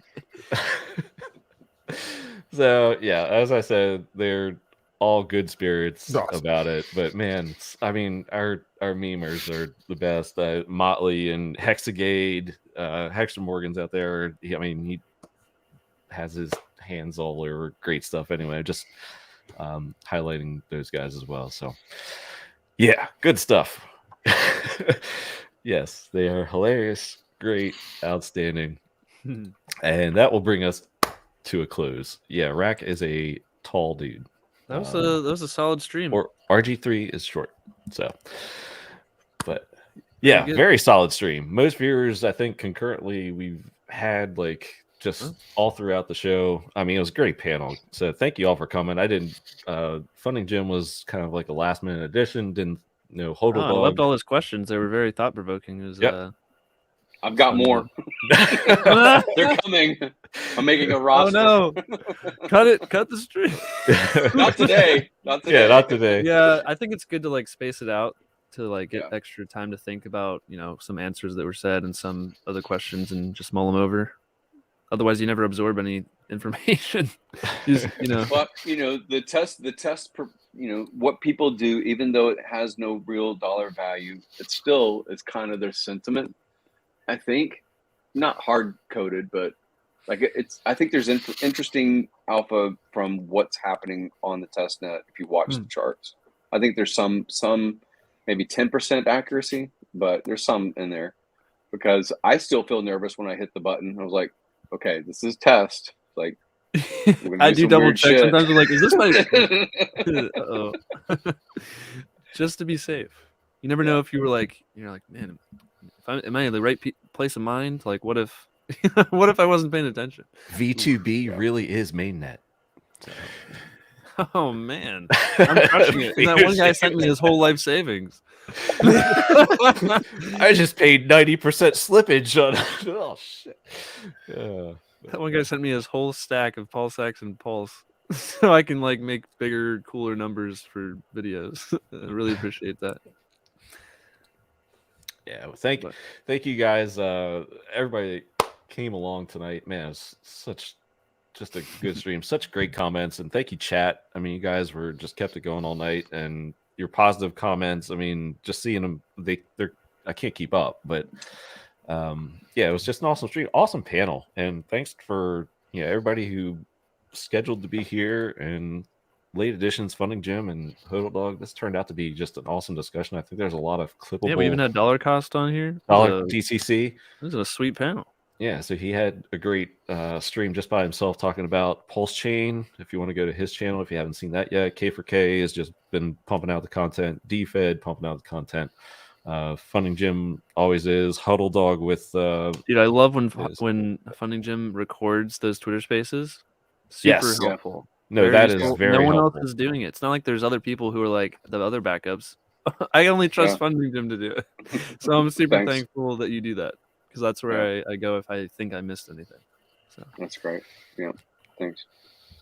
Yeah, because usually you catch stuff on YouTube, and then some of these things happen way late at night or in off hours. So it's just you're kind of used to when guys go live or seeing a if you're not on mobile, I don't get a TweetDeck notification for something like a Spaces. So I could miss something like that if I'm on my desktop for a little while. So yeah, thanks, FundingGym, because the stuff is a excellent resource for those who may not have caught some excellent little nuggets. Like I think Richard dropped the exchange listing in one of those spaces and not on YouTube. So that was in a Spaces, I believe, the one FundingGym uploaded. Yep. There you go. So there you go. There you go. You're dropping the knowledge. Yeah.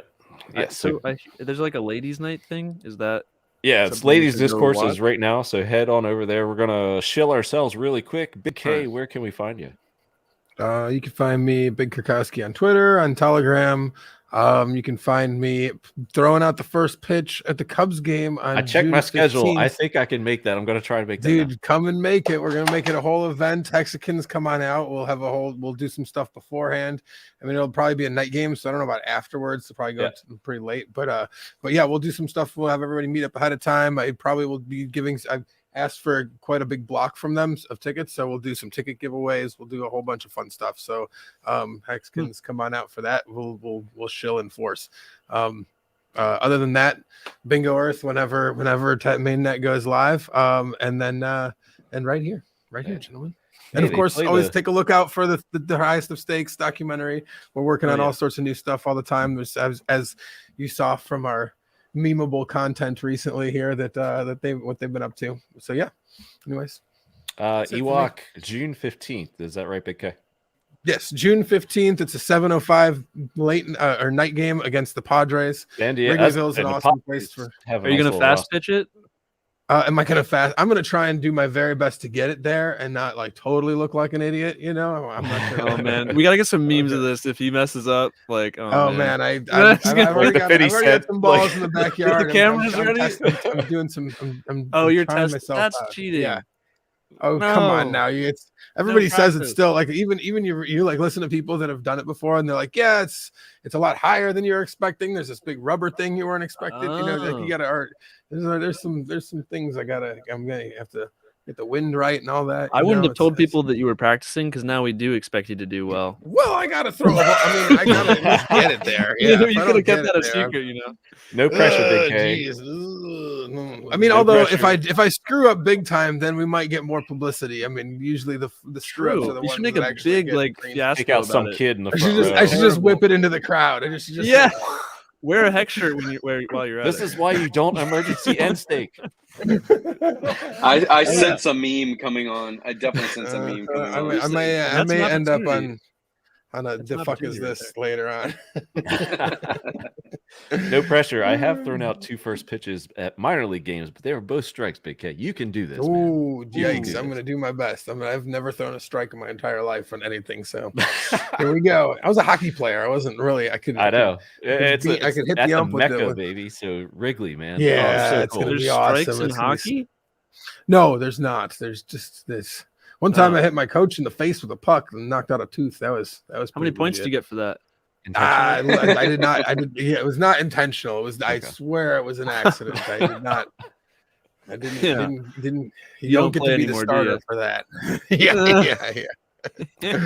Ewok wants to know if the branding will be on point. Yeah, I'm working on that. I want to have it's going to be something like Cubs Hex looking. So like Nice. we can, because it can't be full Hex. It's got to be Yeah. somewhere mixed in between to True get us that. on there. And And then make it Yeah. memeable moments. yes, indeed.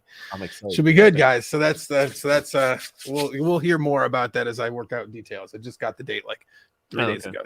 Oh. So I'm pumped, man. Awesome. Yeah. DFed, where can we find you, my good man?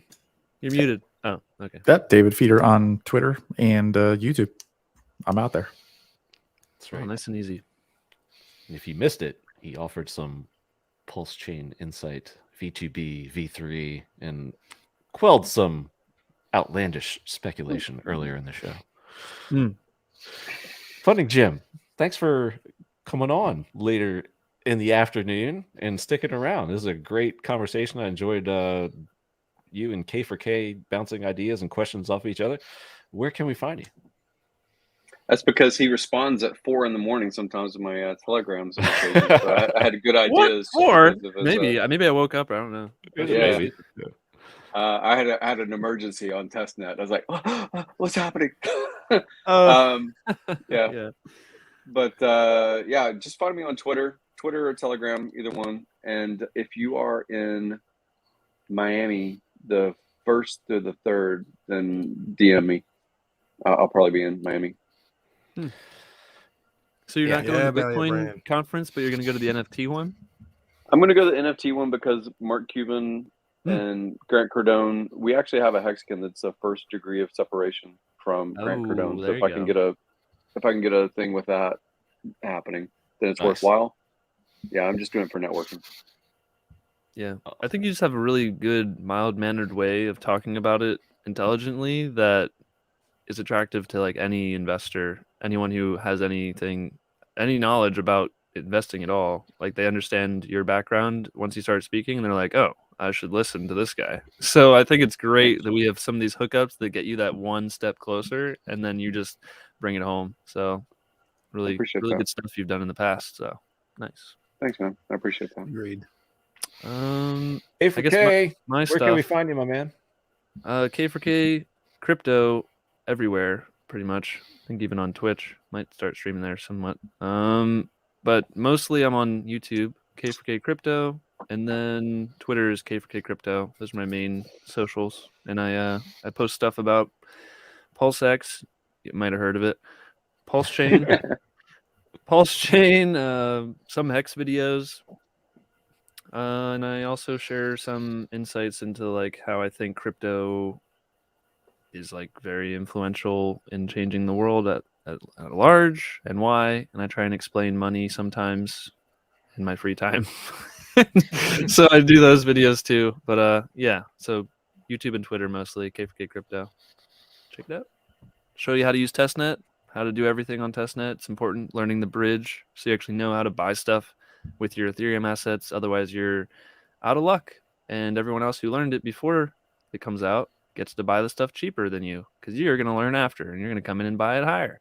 So you better learn before mainnet's out, because there's going to be less people able to help you, because everyone else is going to be at a mad rush trying to get either help, and so it's all the people who are helping are diluted, or they're not going to be able to help you because they're doing their own thing and they don't have time. So learn now while it's you have time, and it's free. There you go.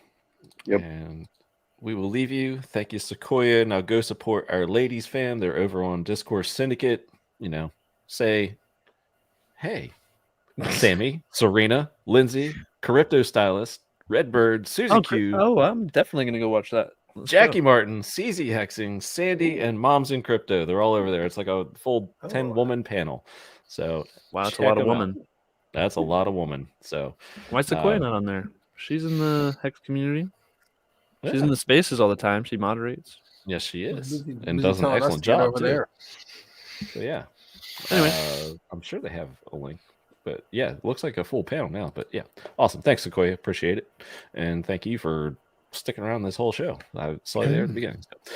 All right, that'll do it. Next week we have, I think it's going to be like a shorter happy hour, like 60, 90 minutes. I have an obligation I got to attend to. But yeah, just kind of a more casual show, I think. But you have 4 hours of 3.5 hours of just PulseX information with an awesome panel.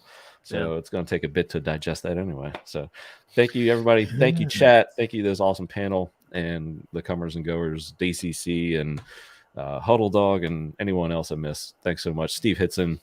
And we'll see you next week. Cheers, everybody. Bye.